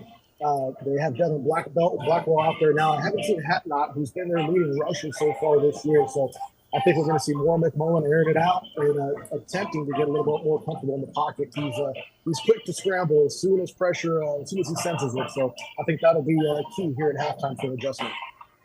All right, AJ Arevalo, thank you so much for joining us, and enjoy that second half where, again, Dripping Springs looks like they've kind of taken control of that game. But, again, you can hear AJ Arevalo and his call right here on Texan Live, one of those spotlight games. It's been a lot of fun keeping up with a ton of these big district showdowns, and this is one of the more chaotic parts of this show. We got highlights rolling in. I think we're going to get into some right now as we've had some great action all throughout the state of Texas. Let's unofficially call this the pinball segment because we're about to just bounce around it all over right now. Let's go to Central Texas. I mean, this is where Elgin and Belton are taking each other on right now. We're going to start here with Elgin, about a 29-yard field goal. Look, I talked about college kickers last week not being able to hit 29-yard field goals. So when you have a chance to show a kid in high school kicking it, we're going to highlight it. And so Elgin's going to take a 3-0 lead right here on Belton in Belton ISD Stadium. But it's going to be Reese Rumfield, a quarterback, take it right up the middle. Read option right there. He's going to burn the defense. Can he get there? No, not quite. But it's going to get them inside the red zone and put Belton right there. And Belton's going to capitalize on this. And this one's going to be right up the middle. Easy. Sometimes you just don't have to make it complicated, right? Yeah. Just run, do what the Eagles do, and just push everybody in front. And there you go. Elgin right here. This is going to be Olden McCallum. Oh, excuse me. This is going to be the quarterback. He's going to run. And oh my goodness, Olden McCallum's going to get the pick right here for Belton. He's going to cross the field. And my goodness, he's going to score. I mean, Belton, just like that. It was a 2-score game just like that for Belton. And this one right here is going to be Belton's going to take this one down the field, the left side. And Belton's going to go commanding lead here, 17-3. Scoring in a hurry, we take you to 5A Alito and the Colony. This is going to be Ray Gilroy taking it up the middle. He powers through. That's going to be a 19-yard gain that ends up setting up a score. Couple of plays later, as it's going to be up the middle, and Alito takes a 6-0 lead as he's able to roll in. So 6-0. The Colony has it now, able to scramble away. That's an acrobatic play by the quarterback to get it into the end zone. What a play by Carson Cox to find his man into the end zone. That's a 7-6 lead for the Colony. And how about this? The ensuing kickoff. This is going to be, we've seen some special teams. You're talking about the kickers. How about a bit of a kick return? He's able to field it at the 15 and find some separation over to that far side, trying to get some space. How about that? A couple of quick blocks and maybe going all the way. That's Averin Lawrence, by the way, the senior cornerback, taking it all the way. It's a 12-7 Alito lead at this point. We're looking at 19-7, just bowling over, guys. And right now, that's a 32-7 lead for Alito. All right, Denton Geyer, McKinney Boyd here. This is going to be Isaac Harney from Geyer. He's going to find Corbin Glasgow, drops it in the bucket, 7-0 lead. Looked like some blown coverage there from Boyd. We're going to go back to Geyer. It's going to be Harney again. He's at the 47. He's going to drop deep all the way. My goodness, he's going to be dropped at the 10, but they're going to capitalize on that. And it's going to be Boyd here responding. That's going to be Marcus Johnson rolling out. He's going to look deep. Fires down the sideline. Wide open, man. Oh, man. Somehow dragged down around the 20-yard line. Unfortunately for Boyd, they were not able to capitalize on that. We're going to go back to Harney and the Geyer offense. And, it's going to be his first mistake of the day. Zachary Navarro for McKinney Boyd gives them some life. They've had some big plays there, McKinney Boyd, but unfortunately, Geyer is up 31-0 at halftime. Not able to capitalize on those big plays, McKinney Boyd is. And again, we're taking a look at one of our spotlight games. This is 6A District 14, Decaney and Westfield. A 9-0 Westfield lead, but Decaney responding in the third quarter. This is a Decaney team that starts out 3-1, 1-0 in district play, taking on a 2-2 Westfield team. And that's a nice run up the middle and able to get it over the goal line for a touchdown. A big response for Decaney to start that second half. So it's going to be a good start, again, in that second half for Decaney. And again, both these offenses, they played well throughout the first couple of games of the season. And you see the rushing attack for Spring Decaney. They average close to 200 yards per game. Yeah, I mentioned Decaney is the team 3-1 right now. Great start to their season, but Spring Westfield, but this is, I guess this is a litmus test week. Spring Westfield has kind of run 14-6A and reputation-wise just been one of the powerhouses in that Houston area, of course, out of that Spring district. But Decaney, I mean, as you mentioned, they took a big punch on the mouth going down early, and all of a sudden they're right back in. The Wildcats are not backing down. And yeah, like you're seeing here statistically, just able to kind of have a balanced attack going right at one of the programs that's always played well into November traditionally in Texas high school football. A couple of our spotlight games, they've been some defensive struggles going up against some pretty efficient offenses so far too. Yeah, no, 100%. I mean, it's a nice, I think it's a nice contrast and a nice, because sometimes you're seeing offenses have to kind of maybe step up their defensive game a little bit, as we see now with this. This game has not been a defensive struggle as Coppell. They've been, yeah. That's the third pick six we've seen tonight. Oh, man. And Coppell continues to pile it on. And what a statement game from Coppell this is. I mean, again, this is a Louisville team that made a regional final last year and is definitely, 35-7. That's, if you're Antonio Wiley, that's the type of game that you pin when you say that's proof of concept, right? That's why you hired me. That's what I'm preaching to build, to establish themselves in that DFW district, that DFW area as an emerging, kind of re-emerging power. Well, again, we've been talking about Katy Jordan versus Katy. Jordan had the lead going into the halftime break. Katy responding. That's a 21-21 tie.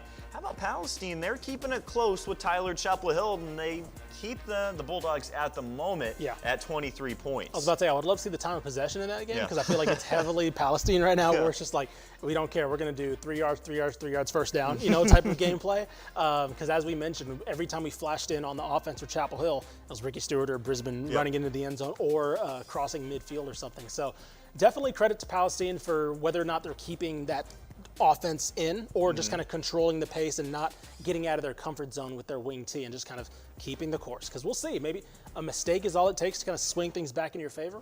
we'll see how it goes. And yeah, we saw Cy Springs. They've got the 14-10 lead. That was a great feature Gavin Moritz did on that program. Looking to go 5-0 for the first time in program history. So it's been a pretty good year for them, to say the least. Yeah, no, 100%. I mean, I think this has been a year we saw Atascocita beat Katy this year. We're kind of seeing that, I don't want to say a page turning, right? Katy's not going away. Those programs aren't going away necessarily, but we're seeing programs, Cy Springs coming into it, Katy Jordan emerging as kind of like a new blood type of, kind of making it more of a competitive field almost in an already kind of crowded Houston area. So Campbell up 35-7, but Louisville stormed right back. Never count out the Fighting Farmers as they gave up the pick 6, but they respond quickly. This is a very quick drive down the field. They look to get back on the scoreboard. Ethan Terrell, the Jackson State commit. Oh, he's under pressure here. Can he get? Oh, that's a. Probably should have threw that one away in my opinion, because that was that's a very, very pursuit-heavy Campbell defense. Looks like it. Has to try to make a play out of it, and he'll get dropped for a loss back at the 9. 2nd and goal coming up. And Terrell's helmet came off at the end of that play, so Zephan Walker is going to have to check into the game at quarterback. I don't think Terrell's hurt. It just has to check out for a play. And Louisville tries to go back to the pass right there. Like you said, a miscommunication after the snap, and they're backed up outside the 5-yard line to the 7. So here's number 2, Zephan Walker, in at quarterback for one play for Louisville. And they're going to go with the handoff off the right side to Ellison. Breaks a tackle at the 5, and Ellison's going to get to the pylon, walks into the end zone. Touchdown, Louisville Fighting Farmers. That's what Louisville needs to do. They need to figure out how to establish the run game, and their defense is not off the field for very long at all, even though the last touchdown was a pick 6 by Campbell. But Farmers go back to their bread and butter right there, and they get a quick touchdown. And that drive lasted less than 60 seconds for the Fighting Farmers. 7:31 left to go in the 3rd quarter. And they're able to get their first points on the board since the opening possession for them in this football game. Arias on the PAT. It is good. And now we've got a 35-14 game here as So Louisville responding with a touchdown. They were trying to claw their way back into it, taking a look at some of those offensive numbers. At the moment, they're down big to Campbell, but it's nice to get the offense back on the board, and they've got an opportunity. Of course, they want to get back tonight, but you look ahead next week, they take on a Plano West team that's gotten off to a 0-4 start, but this Louisville offense trying to get humming again. Yeah, I mean, look, Ethan Terrell is a talented quarterback. I mentioned he's committed to Jackson State. He is a dual threat, right? So I'm wondering if this game's going to a little bit maybe stretch his arm a little bit, right? They love to run the ball, like you mentioned, with Varen Ellison, almost 300 yards on the ground this year. But now, yeah, you mentioned it. Campbell looks like they're really able to kind of clog that middle. Yep. And it looks like, honestly, on that one scramble to the right, it looks like they have the speed to kind of get to the sidelines as well. So maybe stretching the team vertically is where the Farmers are going to have to kind of get back into this one. They have a capable quarterback, but I don't know if he's been pressed as much as he's been pressed today, because every game they've been in has been fairly close, right? But this one's been one that is the first one, at least to me, that I've seen where the defense kind of looks overmatching for the offense, as we're seeing Cy Springs here. Was that another defensive touchdown? That might have been another defensive touchdown for Cy Springs, which, again, look, you just saw a long feature about what this program is doing right now in general. And, I mean, talk about another momentum swing going up double digits here, looking to go up 21-0 early in the 3rd quarter. I mean, looks like that place is rocking, too. That sideline was almost on the field. Wow, so this has been a night of defensive scores, and Campbell wasting no time. They get the ball right back after the Fighting Farmers respond. That might have been Xavier Mosley for Campbell there running down. Cowboys right back into Louisville territory. And Katy on top of Katy Jordan, 14 unanswered points to start the second half for the Tigers. Yeah, no, I mean, look, remember that one? I think it was week 2 where we kind of stuck with the game, and we're just kind of like we have like 3. Like there's no one game to pay attention to here. It looks like we have like 3 that we're going to kind of have to really, really key in on, even probably as we wrap up this show. But this is going to be. I mean, this is what this show's about, right? I'm going to give my little spiel again. Any of these games kind of intrigue you, right? You want to focus in on one. You're tired of us jumping around. That's fair. That's fine. Subscribe. TexasFootball.com. or TexanLive.com as well. Subscribe. You can get all these games in full, live, on demand tomorrow, whenever. We're taking a look. We always seem to have some highlights from Micah Hudson and his team rolling Lake Belton 42-0 over Cleburne, as that's in the top corner here in the quad box. But Lake Belton, not a whole lot of surprises there against Cleburne. Yeah, no, I mean, this one, look, the Micah Hudson show is something. That's a weekly thing. Yeah, I was about to say, it's a weekly thing. You better get tickets, because if not, you're going to have to be, well, I guess, I don't know. You're going to be soon getting them on Saturdays. So you might want to just watch for now, and then you'll get them everywhere. Mm-hmm. Yeah, well, again, you're going to want to stick around and watch this, so that way you can tell everyone when the whole nation is talking about him on Saturdays, you can say, hey, I knew about this guy before everyone else did. Cameron Stewart did a phenomenal piece on the 5-star wide receiver, Micah Hudson. Here's his report. So he can run past you. He can make you miss. And 50-50 balls are not 50-50. It just looks different whenever he catches the ball, you know? There's only one Micah Hudson. Number 1 on the roster, number 1 receiver in Texas. On his back, on his hand, on his neck, Micah Hudson is proving to the whole state he is the one. I mean, if you're going to wear number 1, you got to be about it. So I feel like I've proven myself time after time. I just got to keep doing it. And a number 1 like Hudson is exactly what Coach Brian Cope needed when the Lake Belton Broncos started playing varsity football in 2021. And with Hudson, Cope is getting much more than a playmaker. Very fortunate to have an opportunity to coach a young man like him. Most talented receiver I've ever coached, but throw in the character piece and never get to have another opportunity to coach somebody like him again. At a position popularized by divas, where being brash and outspoken is usually a prerequisite, Hudson brings a silent assassin's edge to his game. Micah's a very, very serious-minded kid. He's serious about school, he's serious about football, and his serious attitude about kind of just life in general leads to kind of the way that he plays football. Now, is he going to make sure that the uniform looks nice on Friday nights? Yes, he is. But that's just kind of who he is. He doesn't worry, you know, he worries about his teammates probably more so than himself. It feels good being able to be, you know, a little outlet for, you know, my teammates, my brothers, and for them to be able to get looked at as well, and not just me, you know. So I say I'm really proud that I've been able to help out my guys. But it's his humbleness that leaves a big impact on this young program. At Elite Camp, which is our summer strength and conditioning, he's the one that rolled out the jugs machine every day. He's the one that's putting his hand in rice to strengthen those. Now when he graduates, the legacy is who's going to wheel out the jugs machine next. And whether he wants the attention or not, Hudson's must-see explosiveness brought the national spotlight to Lake Belton this year, something the community reveled in. How cool is it that 4 years ago this school did not exist, and then we get an opportunity to play on ESPN2? To get the opportunity to play on national television while you're still in high school, that's bucket list stuff for a lot of these kids. How many did you order? 650, and they're almost all gone. So, and we'll probably do another 650 after this. So. And with the worldwide leader in sports coming to town, it was showtime.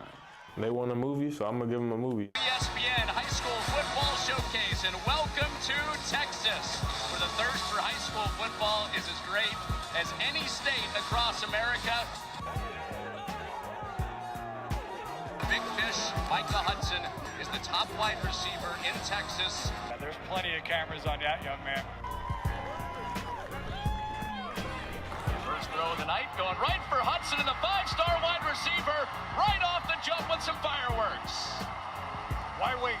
Right? Why wait? You got one of the best receivers in the entire nation.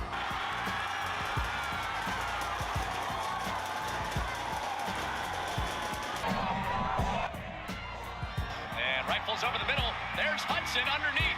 He's got one guy to beat. Put the juke move on, and they can't touch him from behind. This guy's ridiculous. If I was your defensive coordinator, no single coverage going against that young man. And Mascarena's shot, first play, flag out. It's caught by Hudson. Of course it is. You free play. Why not find the 5-star, throws it up, and they'll come down with it. Hudson there, the wide receiver for Lake Belton, and he has so many quality traits. After a summer's worth of tug-of-war between some of the top college programs in the nation, Hudson blazed his own path once again by becoming the highest-rated recruit in Texas Tech football history. Thankfully for football fans, the Micah Hudson Show won't be limited to Lake Belton High School. They were telling him, yeah, Micah's a Sunday player. He's not a Saturday player. He's a Sunday player. And to hear that kind of stuff is just, you know, it's surreal. I mean, it makes me very, very proud. And those around him know Raiderland is getting a true one of one. He wants to get better in everything he's doing, and it's going to be fun to watch him on Saturdays here down the road.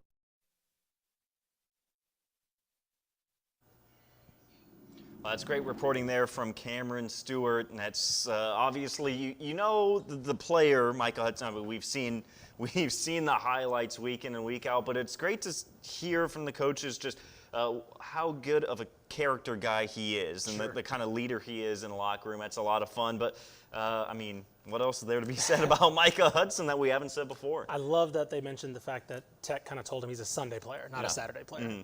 He's a guy who really helped put this program on the map. This is a new Lake Belton program, and they were already on ESPN2, right? Like because of his kind of stature, and I love that he's able to kind of reflect that spotlight on the rest of his team and the rest of his program. So yeah, we're going to be seeing him for a while, but it's also so huge for the Lake Belton program to kind of get this level of exposure really early on. It's great to hear about those stories, and that just, I mean, that's what Texas high school football is, just different than anywhere else in the country. So again, a big thank you to Cameron Stewart for his reporting on that. Micah Hudson just continues to dazzle as we'll take a look. We got some scores all around the state of Texas. Campbell scoring. How about Jordan responding in the third? That one goes back and forth. We got Cy Ranch and Cy Springs. Can we make it 3 for 3? Oh, how about that? One hand on the ball. Off to the tiptoe down the sidelines. Stays in. Oh, they're counting it. They're counting him out. Oh, I saw the ref kind of blowing the whistle there. Oh, almost made it 3 for 3. Almost. Good balance still. Regardless, it was barely out of bounds, if anything. But yeah, how about Jordan there at the bottom left, taking control, or not? Excuse me, getting back into this one. Yeah, responding to this as one. Katy scored 14 unanswered to start the second half, and Katy Jordan responding with a big touchdown of their own, as that game is going to draw even in the third frame. This one's looking like a classic. Look like Cy Springs almost. I thought that was a fumble. There's a ball on the there's a ball on the ground. Looks like Cy Ranch was able to jump back on it. A big play here to extend this drive. Got at the 28, so very likely see if they can get this one. Could be Trey Phillips.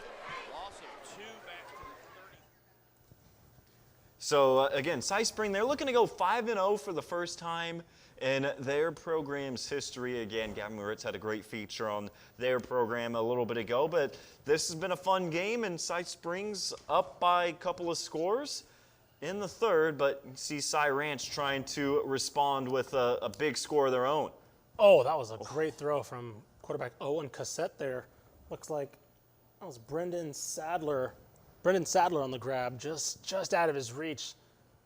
Almost in double coverage there. He still almost came down with that. He's going to have to take a play off. His helmet looks like it fell off. So one of our other spotlight games, we like to call it maybe the Demetrius Brisbane show, but Chapel Hill had a strong lead on Palestine, as we are going to go into that one now, as we've got, again, one of our spotlight games. That's been a fun one so far. We got Brett Sweeney on the call. He joins us now. And again, thank you so much for joining us. Take us through that first half where, again, the Bulldogs offense picking up where they've left off so far all season long.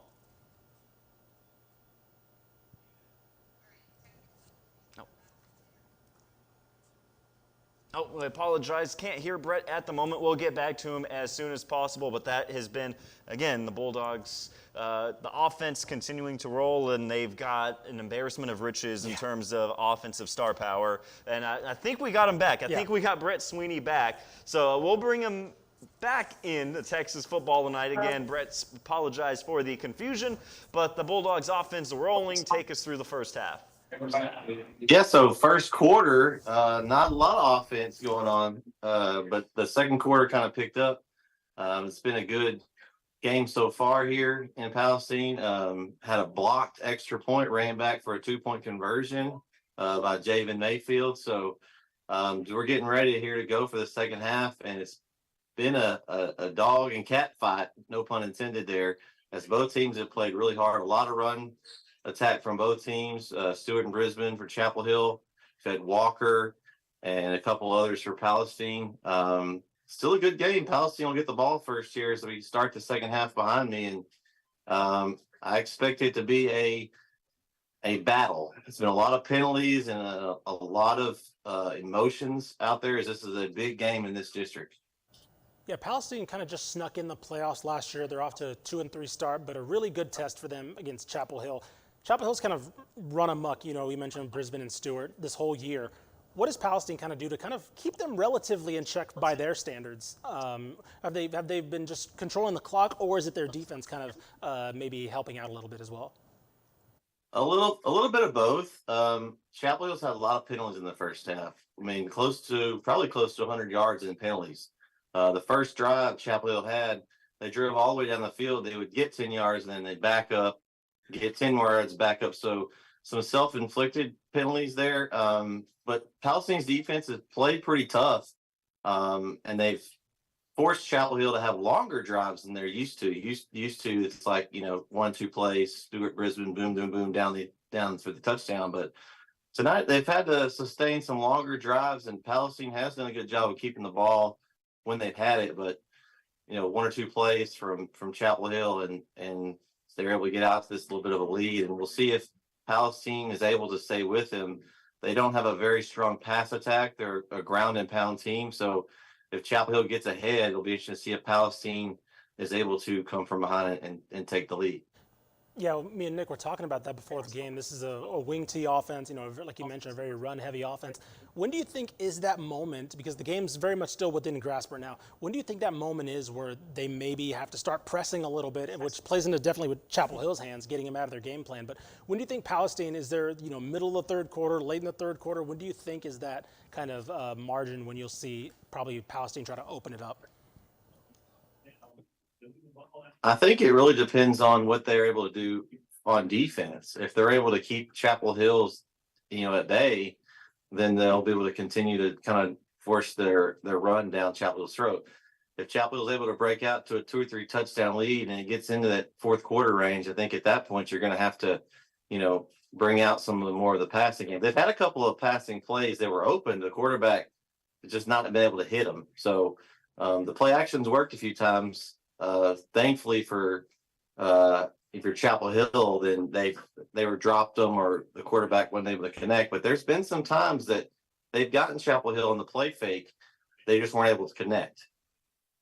All right, Brett Sweeney, thank you so much for joining us. Looks like the second half about to get underway right there behind you, so we'll let you get back on the headset. Brett, again, thank you so much for joining us. You can hear his call of the second half on Texan Live as we take a look at the standings, District 9 4A. This is going to be a fun one where, again, I asked you earlier who poses the biggest threat to Chapel Hill, because it looked like early on the Bulldogs' offense might be rolling, but like we saw in what Brett Sweeney said, the defense for Palestine forcing them to take longer drives. They haven't had the explosive plays that really they're used to. So what stands out as we take a look at the standings and, of course, the first district game for Chapel Hill? I think Chapel Hill's schedule kind of plays in their favor because they don't get Athens or Kilgore until the last 2 games of the season. And so they're going to be rolling into the playoffs theoretically after their 2 toughest tests, which is kind of honestly what you probably want. You don't want them too early and kind of have maybe a cupcake run where you just kind of mow down teams. And so they're going to get their biggest test arguably early in the year. I believe Athens is taking on Lindale right now in their first district matchup, and they're actually trailing 26-0 right now. So again, this district's going to probably have a little shakeup after tonight. Palestine, of course, is 2-3, but I thought they were a pretty underrated team and can kind of pose that different look with their wing tee at Chapel Hill. So we'll see. I think Chapel Hill is, of course, the class of the district, but as we're seeing with Athens and Lindale now, like there's some things that are going to be flipping after tonight. Palestine does get the ball to start the second half. You heard Brett Sweeney on the call. That's an offense where they only average maybe 30 passing yards a game. As Katy responding, this one continues to go back and forth. A rare pass and the from Tigers Katy. back on the board. Rare deep throw from Katy there. I mean, oh man, this one. I don't know if Katy is expected to get this in a shootout. Yeah. Right. Of course, like halftime we mentioned that they put up 70 on Jordan, but it's usually them just running up the score. Yeah. And not in a bad way, just like they put up a lot of points. This one, I mean, honestly, we're going to be looking at the 40s probably to finalize this one, maybe even more than that, because it looks like Katy Jordan's not going away, and Katy's having to continuously kind of throw these haymakers out there to kind of create some separation. Man, that is a lot of fun. Of course, we heard from the guys on the call. I mean, that is a lot of fun in the stadium. Sounds like a very raucous atmosphere, and looks like we got some more scoring as we got Cy Springs and Cy Ranch. That's a fun game as we take a look now at some of the scores from 2A Division I. Anything stand out is, again, we are taking the people at home through some of the big names in each division as we start to try to make sense of maybe a playoff picture. Sure. I mean, Beckville had a rough start against Timpson earlier this year. They look to be well back on track with 71-12, excuse me, right there. And then, of course, Timpson, I mean, the class of Terry Bussey committed on Texan Live to Texas A&M, reigning Mr. Texas football, 71-0 right now. I mean, they didn't have Terry Bussey for at least 100% for a good part of the season so far, and they've still looked fantastic. So they're looking every bit of the part of the number one team in 2A D1 right now. So some, again, lopsided scores, we take a look at that. But again, going through our spotlight games, we've got some very exciting ones. And we are not done yet. We've got a lot of football yet to come at you as you're watching Week 6 of Dave Campbell's Texas Football Tonight. There's only one state in the nation with 13 Division I FBS programs, and there's only one podcast that talks about every single one of them. Introducing the Dave Campbell's Republic of Football podcast, the most complete coverage of the Lone Star State. Join host Ishmael Johnson, Carter Yates, and Mallory Hartley live on YouTube, Twitter, and Facebook on Wednesdays at 2 p.m. for the biggest news and weekly previews on all Texas FBS programs. Can't catch every college football game on Saturdays? We've got you covered with recap episodes Sunday mornings with senior writer Mike Craven checking in. Subscribe everywhere you get your podcasts, including Spotify and Apple. Strap in with your host Ishmael Johnson, producer Mallory Hartley, senior writer Mike Craven, and college writer Carter Yates for a ride that'll last from now throughout the season. Need your daily football fix? Look no further than Texas Football Today, the daily live show from the people that bring you Dave Campbell's Texas football. Every weekday at noon, Greg Tepper and Ashley Pickle bring you the latest news, deep dive analysis, insightful interviews with big name guests, and more. And if you ever miss an episode, you can subscribe to the Texas Football Today podcast to keep up with all the fun. Don't miss Texas Football Today every weekday at noon at texasfootball.com, Facebook, YouTube, and Twitch, and subscribe to Texas Football Today wherever you get your podcasts. Nobody covers Texas high school football like Tep and Step, the premium high school football podcast from Dave Campbell's Texas Football. Dig deep into the sport in every corner of the state with high school football insider Matt Stepp and managing editor Greg Tepper, with game previews, unique insights, and bold predictions.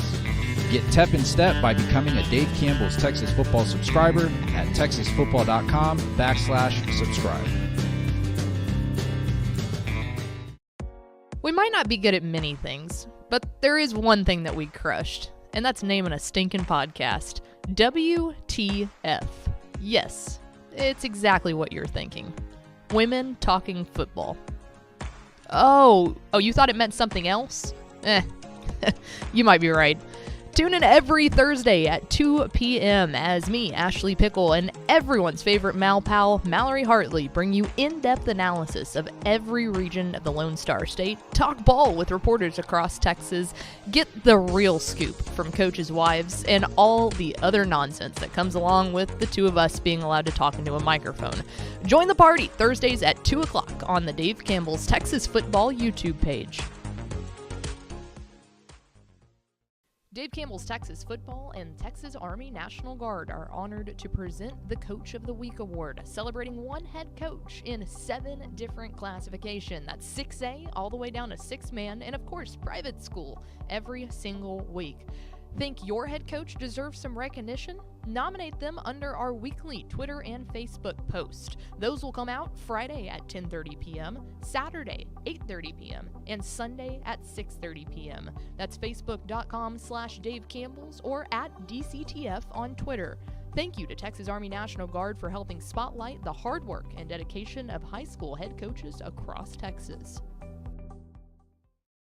Dave Campbell's Texas Football and Ozarka will announce 7 Team of the Week winners for 14 weeks of the Texas high school football season from Class 6A down to 6-man, and including private schools. Head to texasfootball.com, go to the awards tab, and find Ozarka Team of the Week to see this season's winners and vote for your program to be named. Winners are announced every Wednesday on Twitter and Facebook. Dave Campbell's Texas Football and Panini America are teaming up this season to honor the best high school quarterbacks across the state of Texas. 7 quarterbacks, 1 in each classification, 1A through 6A in private schools, will be named Quarterback of the Week and will receive a virtual Panini America trading card to commemorate their performance.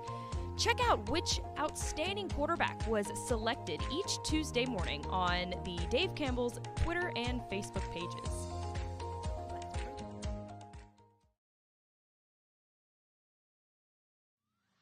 There's only one state in the nation with 13 Division I FBS programs, and there's only one podcast that talks about every single one of them. Introducing the Dave Campbell's Republic of Football podcast, the most complete coverage of the Lone Star State. Join host Ishmael Johnson, Carter Yates, and Mallory Hartley live on YouTube, Twitter, and Facebook on Wednesdays at 2 p.m. for the biggest news and weekly previews on all Texas FBS programs. Can't catch every college football game on Saturdays? We've got you covered with recap episodes Sunday mornings with senior writer Mike Craven checking in. Subscribe everywhere you get your podcasts, including Spotify and Apple. Strap in with your host Ishmael Johnson, producer Mallory Hartley, senior writer Mike Craven, and college writer Carter Yates for a ride that'll last from now throughout the season.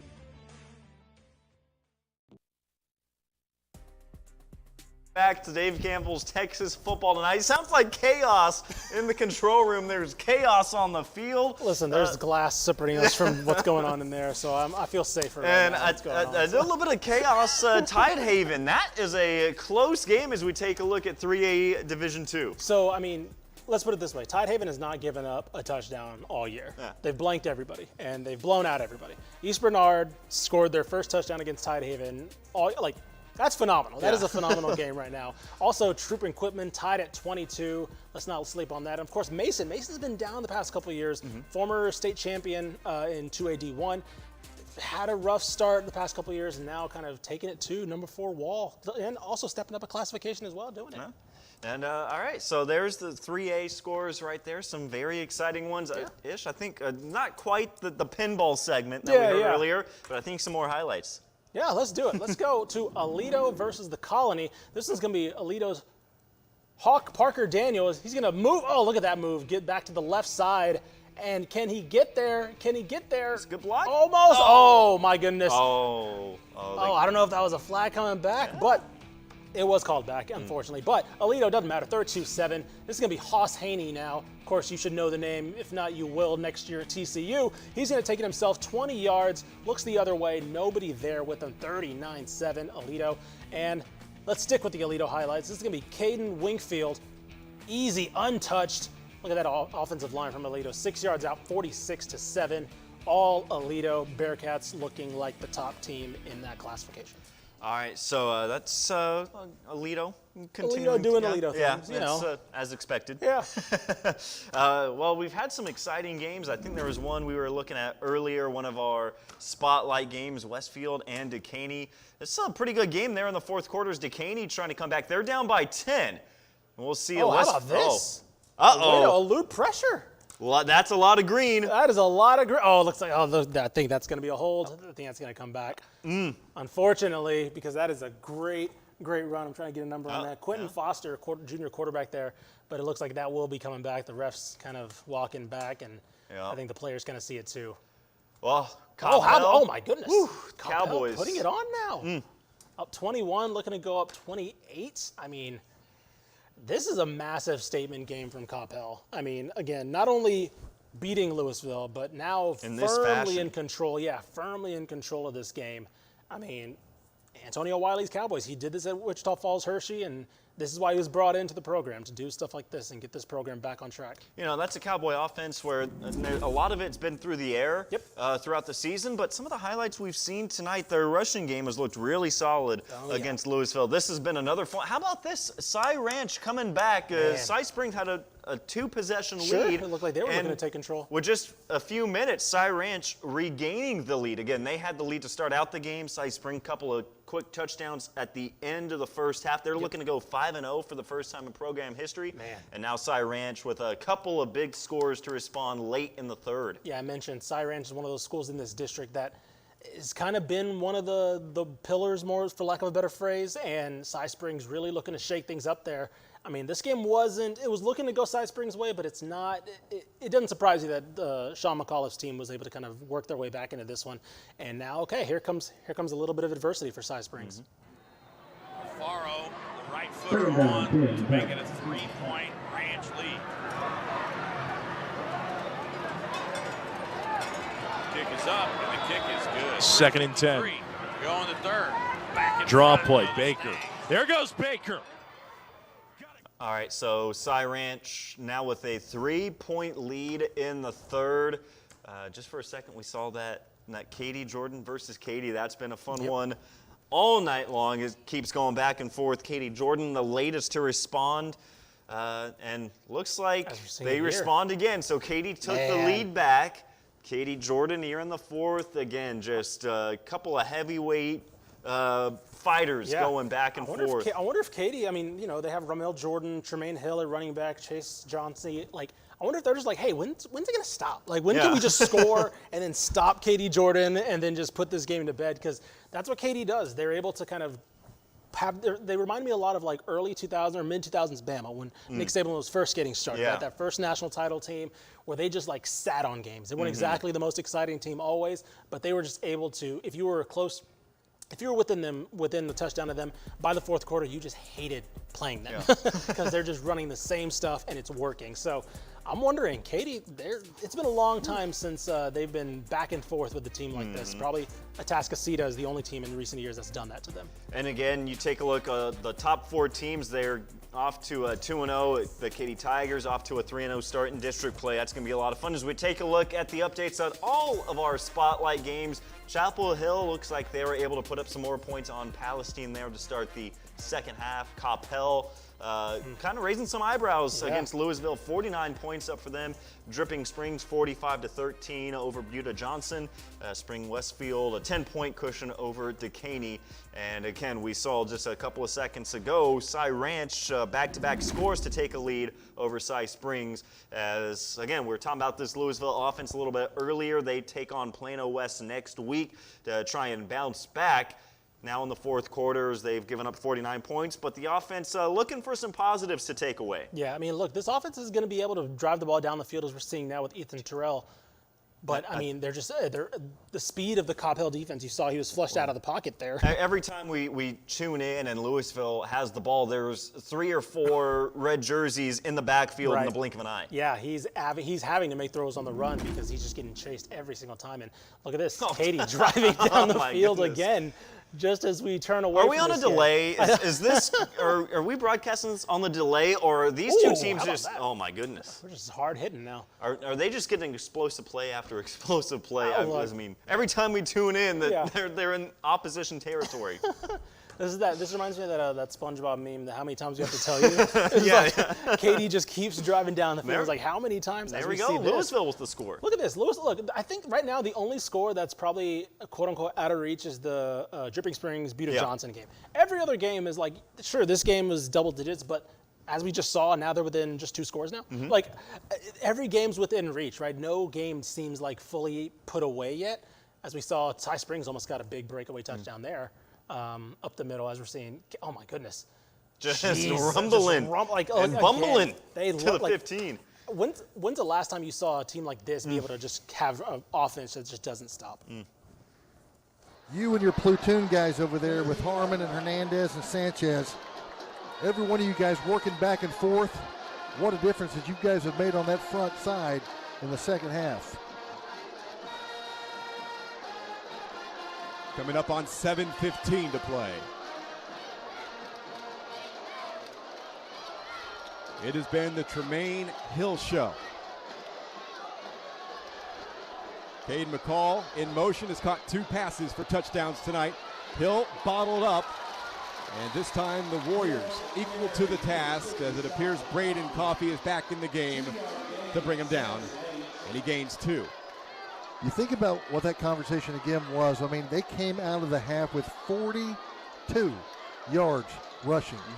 And they have absolutely been a completely different ground game this third and fourth quarter. Trying to continue to wear the Warrior defense down, which it looks like they've done. But the Warrior offense isn't wearing down. Here's Tremaine Hill, and he's got another first down. As he lugs it down to the 5, he gains 9. And that sets up first down and goal to go for Katy with 6:15 remaining in tonight's game. They got to have 5 different plays they're feeding Tremaine Hill on this last drive. And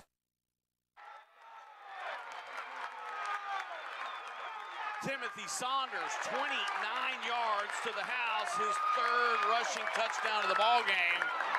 He's up over 100 yards with 3 touchdowns. And regaining the lead are the Panthers. Hopefully you had Saunders in your fantasy lineup, 115 yards rushing on just 20 carries and 3 big touchdowns. Okay, so this has kind of been quad box meets pinball. Yeah. We, like you just said, we can't cut away from any of these games without something big happening. More incentive to subscribe Yes. because we can only do this so much. Eventually, you're going to watch one of these games and say, I need to see the rest of this. Yeah. So we're trying the best we can because it's a lot going on right now. As we just saw Cy Springs take a lead. We're seeing Katy trying to push the ball in again to retake the lead. Yeah, this is nuts. I mean, this is the calmest game we have, right? And then Palestine's about to get in the red zone, or they're in the red zone now. Like, this is relatively calm compared to everything else. And as that one is kind of right in the defensive line, I do want to give a shout out. Again, we're here on the campus, University of North Texas, and this show was really made possible because we've got some really brilliant UNT media arts students who have been keeping up with all of this. Of course, we have a handful of the editors upstairs that are assigned to just a handful of games. They're bringing us the highlights. They're getting us the highlight sheet, so we look like we know what we're talking about on some of those games. And then everyone here in the studio, I mean, they're able to keep up with all of this action, so it's been a lot of fun. So again, a huge shout out to these students here at the University of North Texas. But we'll take you in as Palestine threatening right now against the Bulldogs in the third. And that's that man again. It's Walker, and he's going to get down inside the 5. We're actually going to mark him at the 6-yard line, so he's going to be just a hair short. So 2nd and 1. And just continue to run and milk the clock. We're down at 3 minutes to go here in the third quarter. Brett, I'm thinking that this is all part of Palestine's game plan. Yep. Wear the defense out. Just keep running it, and then get that. We said from the beginning they were going to run, and Chapel Hill was going to be tested tonight on that run defense. Up the middle. That run is to Hargers. He's going to be marked down around the 3, so that's going to bring up first and goal here from the 3 now. Clock continues to move. Steadily taking time off the clock. And they're going to bring in their big package as Perry Cole checks in. So here we go. This first down play is going to be huge. They can stop the momentum early on this first and goal, they maybe have a chance here. Palestine has not been pushed backwards very often tonight. Cooper, handoff, right up the and middle. Hargers is going to get into the end zone for the 3-yard touchdown run. Hargers takes it in for a Wildcat touchdown. We got a ball game, Brett. Mike, let's look at that replay. You know, he got a really nice. Palestine responding with a big score of their own, and well, nothing new here. We got another touchdown. The Katy Tigers reclaim their lead. Oh, I think that was Gunnar Nelson there doing it himself on the rollout. Excuse me. I mean, look, it's just Katy. I'm wondering when Katy's just going to get sick of this. It's like, we're able to move the ball so well, and the defense just needs. At this point, I think last team to get a stop, literally one stop, because it hasn't been something either of these teams have been able to do. You think. Jordan starts off 14-0. Okay, this one's going to go in their favor. Nope, Katy responds. Katy goes up, what was it, 14 unanswers? Unanswered start the second half. Nope, Jordan responds. Some team's going to get a stop now, and that's going to completely change the momentum of this game. So will it? Maybe. Will a team get a stop? We'll see. Who knows? That's my in the fourth weird guess right now in the fourth quarter. Yeah, literally just one stop, guys. This one has been fun. Again, Cy Spring there. We've talked about it all night long. They're trying to go 5-0. They're up right now. But there are some crazy games that we haven't even really checked in on. We'll take a look now. We got a crazy one. Kingwood Park and LaPorte. This one is going to overtime-ish. This is going to overtime as a little bit of trickery here in the third as LaPorte up by 6. And this one going down the sideline, trying to cut back toward the middle. That sets up a great offensive or a great scoring opportunity as LaPorte trying to bring it in. There's been a lot of fun this game as, again, it goes back and forth and then kind of a pitch out, trying to get back, cut up the middle. The ball comes out. It's recovered by the defense. And so, again, this one has just been back and forth. We get into the fourth quarter. LaPorte up by 6. A little bit of play action to the end zone, diving in. That one is good. A score from about 7 yards out. And this one is tied at 27 because of a blocked kick. We talk about special teams. That is the biggest play you can get from your special teams toward the end of the game. In danger of losing there at the very end, you get the blocked extra point. That one tied at 27 going into overtime. Oh, my goodness. Look, that's not even a spotlight game, and that's some of the stuff that we're able to do on this show. And Texan Live, again, I'm going to plug as much as we can. Subscribe because you can tune into that game, right? You can tune into Katy Jordan, as you're seeing here on the bottom left. As Katy Jordan's looking to looked like he tried a deep shot there, and look, the receiver looks like some miscommunication there. The receiver really wanted that one. You can see some frustration there. Man, don't you kind of wish you're on the sidelines for that game? You saw a couple of the fans there at the bottom of the screen. I mean, 100%. Just imagine the atmosphere. I was about to say, this Katy Jordan program, very new, right? And imagine taking down the big bad Katy Tigers in your second year of varsity play. Like, come on now, this is what all these students are like dreaming of, right? They grew up thinking they were probably going to Katy, right? They're like, oh yeah, I'm probably gonna go to the big high school. And it's like, there's this new high school. And it's like, hey, we're gonna have a chance to compete potentially for a state title and go neck and neck with them by our second year. Like, they definitely all grew up around each other, and no kids at Katy, no kids at all the other Katy schools. This is a huge bragging rights game for them if they can pull this off. So again, you talk about just need one stop. I mean, maybe just one miscommunication on a deep ball. We'll see how Jordan responds. That's toward the sideline. Is that in? Incomplete. Yeah. Colin Willits has been really good for them. Over 1,000 yards passing already on the season. 12 touchdowns to no picks heading into this game. He's, again, senior quarterback. He's been phenomenal for them. As we check in with this one. It's a 5-point game. Yeah, it looks like. Is this Ricky Stewart? Of course it is. Why not? Number 4. Oh, no. Oh, looks like we caught. Yep, just kidding. He's too fast for the camera. Yeah, they couldn't keep up with him. He got down the sidelines like, I don't know what to do anymore. I mean, look, just like that, right? We're talking about how Palestine has to really be able to, like, put a bottle on this game, and it's just not able to. So, I mean, look, this is a crazy back and forth game as well. So, Chapel Hill retakes the double-digit lead here, 36, looking to make it 37-25 right now. And this is a little bit earlier when Palestine, they cut the lead down, and then Chapel Hill with a big response. And again, just pick your poison with the playmakers on that Bulldogs offense. Right. And they are out up by 12 there in the third. So again, you expect at some point at this point of the game for the passing game to start playing bigger factor Cy for Ranch Palestine. here looking to potentially put a bigger lead here. Oh, so close, down to about the 2, the 3. It's about the 3-yard line there. And they're about to potentially, I mean, it's early in the fourth quarter, but still a double-digit lead here. Could be something because that puts a lot of pressure on Cy Springs to then respond. They're going hurry up right now. That's good stop right there. Yeah, they're trying to go hurry up and just get them. And we'll just take you right there. We can't keep up with it here on the desk, but they're in the stadium. They can. There you go.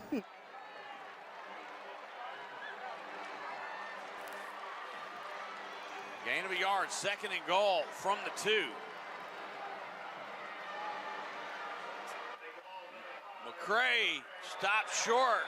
He stood up right there at the goal line. That's my guy Wheat again. Isaiah Wheat is excitable. Thomas now at 88 yards on 9 carries. Rolling on the field was a third and short of the goal line. 3rd and goal from inside the Panthers 1. Cosset looks like he's going to go under center. We know what that means. The defense is not ready, and Cosset's in. QB sneak. Touchdown, Mustangs, and punch, counter punch as they regain this second half lead.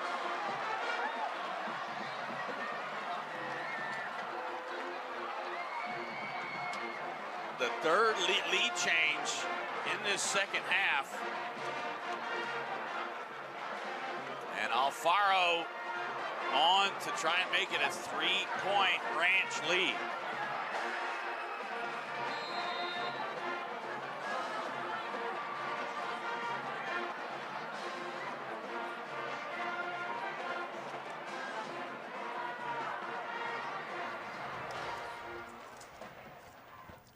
Cy Ranch reclaiming their lead. All right, I can't take a break here. I got my bearings back. All right, we're good. We're all good as we get back to the quad box. But we got more Cowboys offense just marching down the field. But a stop. Like a fourth down stop right there. Inside the 10 from Louisville. Yeah, looks like they much needed there. Looks like is that a turnover on? Yeah, it looks like a turnover on downs. Oh, wow, okay. The other way. So big stop for them, for Louisville, I should say. All right, but we got a ton of games as we're seeing from the chaos going on around. So let's jump to Plano East and Hebron. Let's check this one out. This is the kickoff to Plano East, and it's going to muff the kickoff, but guess what? It doesn't kind of matter. He's going to find his way down the right sideline, bolt back to the left, and outrun everybody. Maybe. Can the kicker get him? No, too fast. Plano East responds to Hebron's opening score, not opening score, but Hebron's score. And let's go to Asen McCray for Hebron. He's going to power his way into the end zone. Strong play from number 5, Asen McCray there. And guess what? It's going to be Asen McCray again, up the middle. Clouded dust, second touchdown in the last 2 minutes. Right up the middle, halfback dive, nothing fancy going on there. And one more time, for good measure. This one's not Asen McCray. This one's actually Antonio Dennis. He's going to do it. Wide open. Beautifully played. Beautifully designed. All right, Klein Oak, Tomball. This has been a fun one to keep up with. We've seen some great plays by special teams. How about Blaine Lucas adding to the highlight reel as this is a huge kickoff return to the house as Tomball takes a lead early in the third quarter. That's, again, Blaine Lucas for the kickoff return for the touchdown. And Tomball has it back up by 7 right into the middle of it. Oswaldo Morales able to break through traffic, breaks free. Couple of quick scores by Tomball as they grow their lead 21-7. Sticking in the third, Klein Oak looking to respond with a score of their own. It's going to be Jacob Everson. He's able to break through the line, gets through the far side, and then the speed takes over as he goes the distance for a touchdown to get Klein Oak right back on the board. This has been a fun third quarter to keep up with. And how about just a handoff right up the middle? Kobe for sure gets through the defense and scores a touchdown. So that's been a fun one. As we take a look at some of these scoring updates from 3A Division I. Again, some of those top scores, but we try to paint a picture of some of those big programs as they start district play and start their march toward AT&T Stadium in December. Anything standing out as we take a look at 3A Division I? No, I mean, that's Salado Hitchcock score. Hitchcock's a team that I kind of expected to be playing for a state championship, and they're kind of in a, I know Salado, I believe they're playing up a classification if I'm not mistaken. But still, regardless, hanging there. Rockdale and Franklin as well. Franklin kind of turning a newish page, right? No Bryson Washington there. It's kind of not a lot of newcomers, but still some kind of newcomers to kind of keep an eye on. Edna out of Region 4, I believe that is. They're blanking. I believe that was Paradise. Blunden, thank you. So, I mean, incredibly impressive from them as well as one of the front runners in that region. Cy Spring marching into Cy Ranch territory in the fourth, down by 3. We got Jordan and Katy. Getting driven back. Cy Springs was the big loss. I think Katy just got a huge stop, like you were talking about, big defensive stop, and the Katy Tigers looks like they got that stop, and the Coppell Cowboys rolling with a 49-28 win over the Fightin' Farmers, and Coppell moves to 5-0 and 2-0 in district play. A big win for the Cowboys there in District 6A. Yeah, I mean, this is going to be a potentially very special season for Coppell because they're going to be favored against Flower Mound Marcus. They get Plano East and Hebron, Flower Mound, and Plano. And there's no teams there that they can't beat, right? They're not going to be massive underdogs against either one. I think Marcus is going to be an interesting matchup for them, but based off today, I probably would put them as a favorite ever slightly going the rest of the season in that district. And again, it could be staring at an unbeaten Coppell team going to the playoffs, which is crazy to think about. Well, and again, they average around 36 points per game. That's going to up their average with 49 points in their showing tonight. So an impressive win for Coppell. As let's keep moving. We got Division II 4A Carthage, one of the Blue Bloods, 45-0. We were talking about with Matt Stepp earlier in the game, Wichita Falls and Graham. How about Wichita Falls putting up 54 I believe that score is actually reversed. Oh, there we go. I saw on Twitter. It is Graham 54, Wichita Falls 13, because I saw Matt Stepp tweet about that one. There we go. But I do want to hit at Jasper Hampshire Finette though, 14-14 right there. Jasper really one of those programs out of Region 3 that's always kind of interesting, right? Looking for that next step, they kind of always been overshadowed a little bit by the Silsbees of the world, but regardless, still a very respectable program there. So again, the Katy Tigers, they get a big stop. They have the ball there in the fourth quarter. We've got a meeting of the minds there in that bottom left corner. Chapel Hill 37-25. As looks like they are trying to pick up another win. And then Cy Springs, Cy Ranch, that's been a fun one. Under 8 minutes to go in the fourth quarter of that contest. And Cy Ranch has the ball back with a 3-point lead. Cy Ranch, really? They're still going no huddle. I'm curious if we're going to see that kind of maybe dissipate. Or it looks like they're taking their time. You know, they looked at the sidelines, kind of really waiting for the call. So I'm wondering if they probably don't have any huddle sets, right? Some teams just don't have, that is their huddle, is just looking at the sidelines because they're really taking their time here as they try to milk the rest of this clock. All right, Division I, 4A. Let's keep it rolling. What do we have? We got Chapel Hill and Palestine, of course, is the one we're checking in on. Stephenville and Brownwood, look at that one. That one's to be it's top 10 matchup. That one looks to be fantastic. And then Stafford really hanging with Iowa Colony, tied at 31 right now. China Spring, a good showing over Cornerstone, 49-28. So again, we're doing this now. We're in the middle of district play, so we're just wanting to keep an eye on the entire state of Texas. Sure. Obviously, we take a look at some of those big spotlight games, but now running through some of the top teams in each division here throughout the sport. Yep. I think Anna is another team that's had a big year last year, right? Lost a lot of their that talented senior class, and them still kind of hanging around, being obviously the number 4 team in 4A D1. 45-7, right? I think this is going to be potentially another special year. We'll see if they can kind of somehow, again, best year in school history last year. Let's see if they can mimic that, best that. We'll see. I believe they're 3-1, looking to be 4-1 right now after tonight. Let's see what we have here in the quad box. Again, this has been a little helter-skelter. We can't cut away really from any of these games without something big happening in the offense in the red zone. As, again, Cy Ranch looking to air out the ball there in the top right corner, and that's going to go out of play, and just kind of throwing it out with 6:35 to go. A little bit interesting trying to air the ball out with a three-point lead, but still a lot of time left to go. Sure. 2. Hill has the first down, and that will put the game in the books.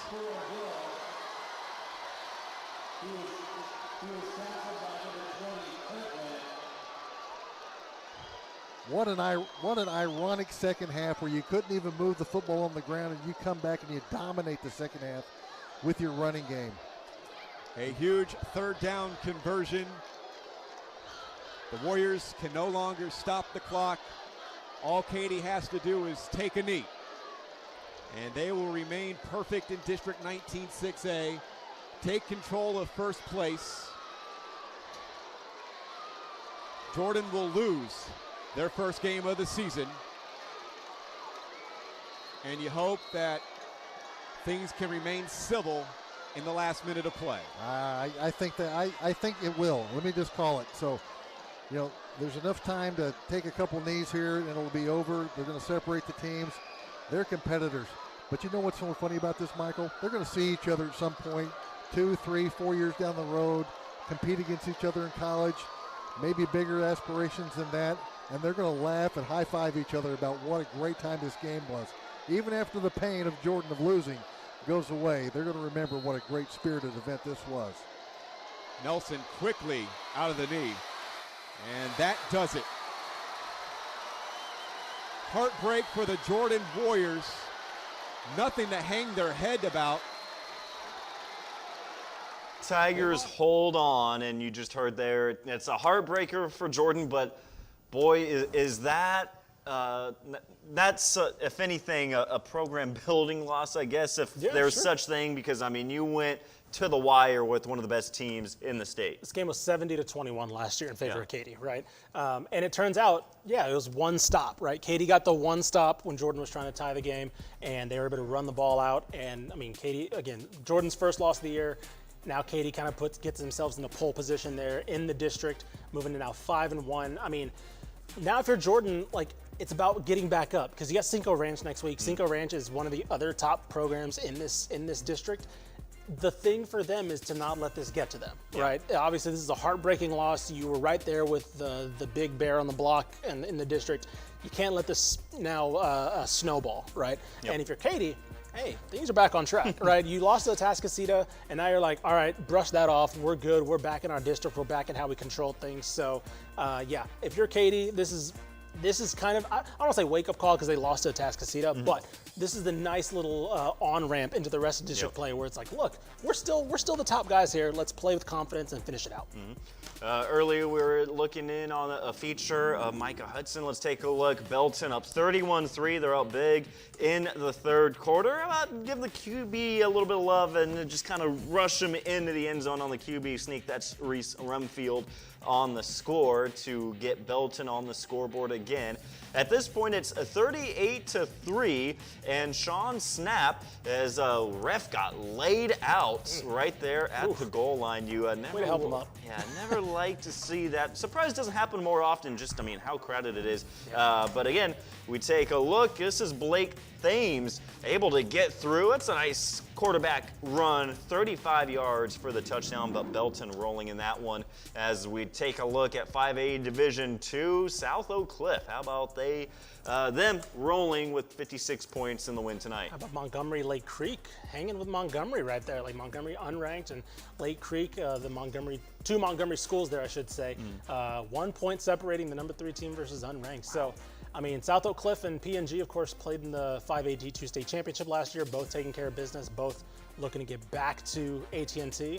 We'll see, but I mean, I don't think either of those teams are going to be really tested probably until they get to the playoffs. So it's kind of good that again, people are going to see probably crazy lopsided scores, but this is what happens in some districts, right? Some teams are just that much better, and they're not going to really be tested until late in October and November. And again, South Oak Cliff rolling, Colleyville with a big win. Now jumping ahead to Division I, Aledo. We were looking at that earlier, doing Aledo things. Yes, yeah, I mean, basically, Haas Haney, there's no real stopping him and that offense. Red Oak just having a slide by Colleen Shoemaker there. How about that? Shoemaker's past couple years has been a team that's really kind of emerged as like that just outside the top 20-ish, scaring a lot of top teams there in Central Texas, or in Red Oak's case, coming down from the DFW area. Timberview taking care of business as well, but of course, Pierre Memorial and Crosby. I mean, this one was closer early in the game, and Port Arthur Memorial was able to kind of put the foot down on the gas and just kind of put this one out of reach. So again, taking a look at some of those scores, 5A Division I. Frisco Reedy, a big win over Frisco Centennial as we get back now just 3 boxes here. A trio box. Tri-box. There we go. That makes more sense. Cy Ranch, Cy Springs. This one coming down to the wire, under 5 minutes to go. We got a Chapel Hill Palestine there in the fourth quarter. Yeah. For Chapel and Palestine. Looks like Chapel Hill threatening, and score right there would all but ice that game. But yeah, I was about to say, I'm wondering if they're having the whole, like, do we score? Do we just, like, kind of let this one go out kind of discussion? Coaches probably were just like, we'll just kind of maybe take our time here. And right now, clock rolling, but Cy Springs almost to midfield in that contest, under 5 minutes to go in that game. But again, we're looking Chapel Hill. Let's get right to Cy Springs, and a big run right up the middle and into Cy Ranch territory. 3.5 to go, and Cy Springs again trying to go 5-0 for the first time in program history. They get a big run. That was Timothy Saunders there, which of course we heard about him earlier. He's had a huge game for Cy Springs so far today, and of course he's going to be the one to keep them back on track and keep them in this one. All right. Who's going to get the ball here for Chapel Hill? We'll go live on the call for that game to find out who tries to punch it in for Chapel Hill. This is interesting.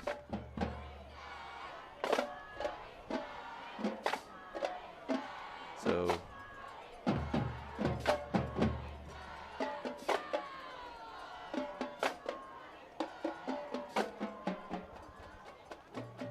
I'm not sure what's going on here. I think they're going to pull everybody together, maybe try to settle them down here. While they're doing that, we'll take a break here on NSN with 6:57 to go. Chapel Hill leads 37-25 right here on NSN. All 3 timeouts at his avail. Second down and short as it's getting late here from Cy-Fair Federal Credit Union Stadium. District 16 6A thriller on a Friday night under the lights. Mass, Saunders, left side, gets to the hole and then spins forward, only able to make his way to the 16. So that was just a 1-yard gain, and the clock continues to move under 2 minutes. And now the clock stops, and it's not Coach McAuliffe. It's Coach Fagan who takes his second timeout. Third down and 2. That is my second charge timeout of the half. Into the red zone. An important third down.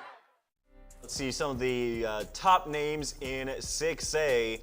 And how about Westlake blanking? That's a 58-0 shellacking on that one. Listen, we don't have to put that Manor score up there. Listen, we can take that off. That's fine.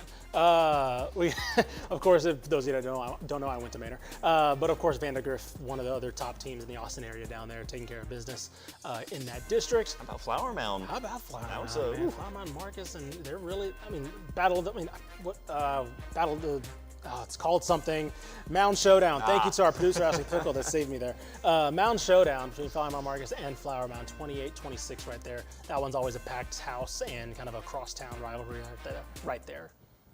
It looks like Chapel Hill, Ricky Stewart there got pushed back a little bit. And I think Chapel Hill's pretty okay with, just like, it's fine. Yeah, we'll take some loss of yards. And they're taking their sweet time up 12 late in the fourth. And again, it looks like the Bulldogs going to get the win, but for Palestine, they've got to be happy. The defense played as well as you can against that star-studded offense. I was about to say, there's probably like 5 defenses in the state that could Yeah. probably like really slow down that Chapel Hill offense. So for most of the game, they were able to either slow them down or keep the ball out of their hands, like I mentioned, with that wing T offense. And you know what? For a lot of it, they were able to keep it close with the run game. They didn't have to air it out as much. And so there's positives both defensively and on the offensive side for that Palestine team. Oh, yeah, no, 100%. I think Coach Angel was able to stick with plan A for most of the game, which that was my question, right? Was like, when do they have to get out of it? And it really didn't really have to, which is credit to them. Let's see a timeout here from, I think, Cy Ranch. Under 90 seconds to go. Again, look to be in field goal range, but like you said, you don't want to have to put all that pressure on your kicker with opportunity. You're 4-0, trying to improve to 5-0, and you want to punch it into the end zone. Yeah.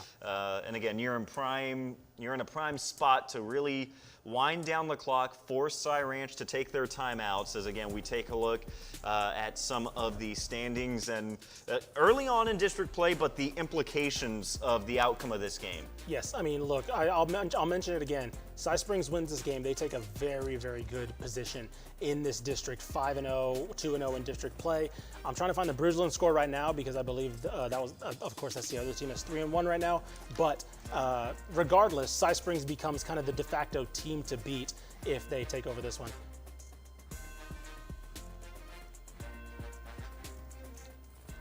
Yeah, so again, that's a close game. And it's going to be a lot of fun. And I mean, we've had these. We've been blessed. We've had some of these spotlight games go down to the wire. Coming back in here to Cy Springs. Looks like they tried to get him to jump there. Didn't snap it. I thought they were going to snap it once they saw the Cy Ranch defender jump over, but looks like they're sticking to it. And whatever their play call is, they're going to go with it. They're going to hand it off up the middle. Right up the middle. It looks like a first down. That's a huge play for them. And why not give it to Timothy Saunders? He's been the guy for them all game. And he's going to be the reason why, if they win or lose, they're going to say, we're going to put it in our best players' hands tonight. Couple of scores for him. So they get the first down. They're letting that clock roll. They're inside the 15. And we'll take it right to the announcers on the call. Mass to throw. 50-50 ball is incomplete, and a flag comes in. I was just about to say that was terrific coverage by Kylan Hudson. And the official right there on the spot said that he went over the back and got there too early. He went for the football, however, and batted it away. It looked, again, from this vantage point, to be a nice pass breakup in a clutch situation.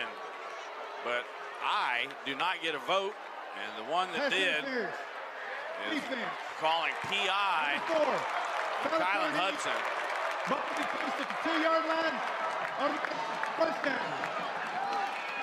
And that's the one penalty that they won't go half the distance on. A PI in the end zone. They're going to put it on the 2-yard line. And 55 seconds, I believe they'll crank the clock, too. You wonder if Coach McAuliffe may think about using a timeout, or does he wait till after this first down play? Really won't matter. And they don't crank the clock, not yet anyway. No, they don't. The clock is stopped at 55 seconds on the incompletion. Saunders offset to Mass's right. Timothy has it, and he's tripped up inside the 2.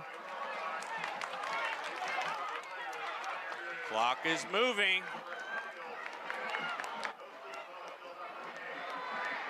Saunders already with a hat trick. He's got it. He's fighting, and he is stopped short. 3rd and goal as we crank the clock. Coach McAuliffe has got to take a timeout here. And it's Coach Fagan that takes it. So maybe he knew that. 30 seconds exactly. You may see them put some time on the clock because I'm not sure when that Coach Fagan got his timeout, but it looks like they're going to leave it there. 3rd down and goal. Timeout. The nose of the football is right at the 1-yard line. Timeout. Please reset the game clock to 2 seconds. 32 seconds. Yeah, they do. They put 2 seconds back on there, as I suspected they might. The ball is on the 1. Timothy Saunders, updated ledger, 30th carry on that last play, just 165 yards and just 3 touchdowns. Beg your pardon, folks, as I tried to inadvertently remove my headset. That would make things difficult. 32 seconds, 3rd and goal. Coach McAuliffe has 2 timeouts left. Saunders and Harrison Mass have been there all night in the gun. Mass to throw. And touchdown. Wow. Got him right there, corner of the end zone. That is awesome. That is a great throw. That's a great throw. Jeez. Look, that's a massive throw to put the ball in the air. Obviously, Saunders has been your best player, so you maybe thought about keeping it on the ground, but 30 seconds left, 3rd down, you knew you were running out of chances. I mean, an incredible throw. First of all, I want to give credit to Harrison Mass. Like, that was on the dot. So, again, they're holding on. Again, still some time left, right? We'll see what Cy Ranch is able to do with their last chance on offense as we see Cy Springs getting ready to kick the extra point here. But if they hold on, right, 5-0 potentially for Coach Ogie's team. Ogie Fagan's team. We saw earlier, Gavin Moritz sat down with OG Fagan earlier this week. They were 4-0 for the first time in the 26 years of the program's history. First 25 years, this is their 26th season. But right there, you talk about it, to put it in the air on 3rd down for an opportunity to go 5-0. Cy Springs looking very good with under a minute to go and a nice 4-point lead now. And this is a team that doesn't want to go to overtime with this, right? They have the momentum. They're really, really feeling themselves. They have the confidence. They don't want to go in overtime and say, let's keep this dragging this out, right? They want to be able to deliver the last punch. I'm always in favor of going for it, right? Overtime's a last-minute decision, right? That's okay, we have nothing else to do. Let's go to overtime. Let's kick it. Let's play safe. I love that they treated it like this. As we're seeing the season stats here, 41 points a game. As you're seeing, it's no surprise they're able to put up some points here tonight as well. Very, very balanced attack as well. Yeah, very balanced, and 41 points a game. They get a big score late, and they're just about 30 seconds or so away from looking at. Defense has to do enough. Yeah, has to do enough. This is where you kind of put the receivers maybe on the field, as we're seeing. Palestine. Look at that. They're hanging in there. One-score game again. They're not going away, right? This team is 3-2, maybe looked at as kind of an afterthought, right, for a lot of people, and they're right there with the top team in this classification. Yeah, put up 31 points on Chapel Hill. Very impressive. 28 seconds to go. 35-31. Cy Springs a chance to go 5-0 start. Looks like they had a penalty enforced, I think. Yeah, they're going to try to boot this one out the back of the end zone, it looks like. Penalty enforced, I think, probably on the PAT. Or, excuse me, a penalty happened on the PAT and forced on the kickoff, it looks like, against Cy Ranch.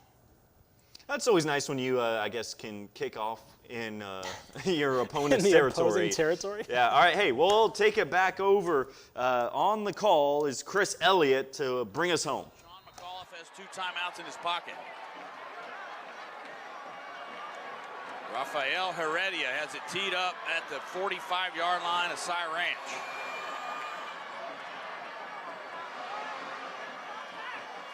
And the right footer just hammers it as referenced. 5 yards beyond the end line for a touchback. Again, drive summary. Potentially the game-winning drive. 12 plays, 76 yards. And it was the 1-yard Harrison Mass to Rashad Richardson touchdown catch. And Heredia made it that 4-point lead, and out comes Harrison Mass. He's got Kyle McCray in the gun with him, and trips to the right. Cossett to throw. Deep. Man's open. Catch is juggled and made. That's a chunk you talk about. That is Brendan Sadler, the junior wide receiver. He juggled it and thought for a moment it may hit the turf grass. Not using his timeouts. Game clock's at 11. Cossett to throw. Wheel route, incomplete. 3 seconds remaining. I have no idea what Coach McAuliffe is doing. You need a touchdown. He literally just cost his team at least 15 seconds, probably 2 plays. Now you're down to 1 Hail Mary.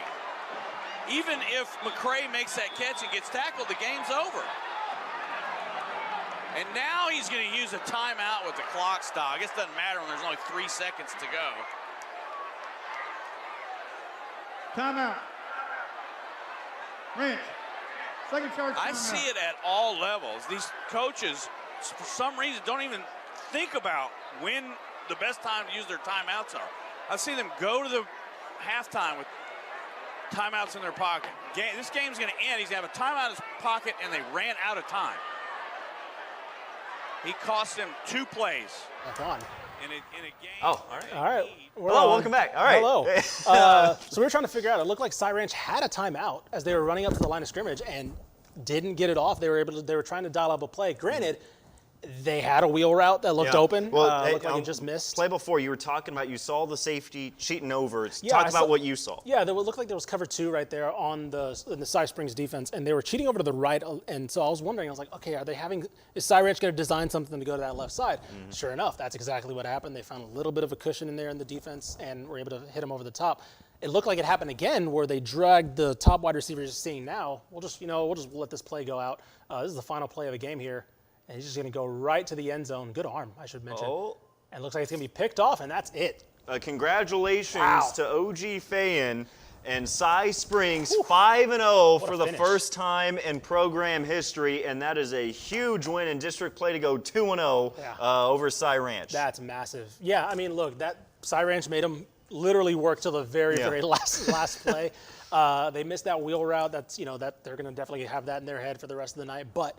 Full credit to Cy Springs. They dealt with everything. They dealt with some adversity, dealt with some leads taken over. They dealt with Cy Ranch giving them a haymaker back. But Timothy Saunders, man, that dude's crazy. That dude's awesome. He had 2 scores in this one, well over 100 yards, I believe. And then, of course, Harrison Mass with the game-winning touchdown pass on that beautifully designed out to the tight end. So, yeah. All right, so we just saw the finale of that one. We ran a little bit over because, these games were phenomenal tonight. Ish, your final thoughts on that Katy game was phenomenal. All of our spotlight games, so you had Palestine. They held their own with Chapel Hill tonight. It's kind of put a bow on tonight. Yeah, if you're in the Houston area, you got some new teams to pay attention to, right? Katy Jordan, Cy Springs. You have these new teams that aren't necessarily the teams that you're used to probably paying attention to, like the Katys, like in recent years, the Paytos, things like that. North Shore, of course, Spring Westfield. But you're having some new teams that are of that caliber potentially kind of emerge this year. It kind of started with that Atascocita win over Katy. So I think this is a great year for a lot of Region 3 in a lot of classifications. So we're getting some new teams, which is always nice to have, right? Parity is great in this sport, especially at the highest level. So this is kind of what I took from tonight, that we're kind of seeing a little bit of not a turning of the page, right, but just kind of a more collective in terms of names joining the fray. Yeah, I talked about a little bit earlier, fresh blood joining the mix now 100%. toward the top. Well, Friday nights always go by way too fast, and same to be said tonight with a couple of exciting games. Thank you so much for joining us. We hope you had as much fun watching at home as we had here in the studios. For our producers, Ashley Pickle, Mallory Hartley, our director, Seth Biley, and for the guy right here, Ish Johnston, I'm Nick Laupius saying good night, and we'll see you next week for week number 7 of Dave Campbell's Texas Football Tonight.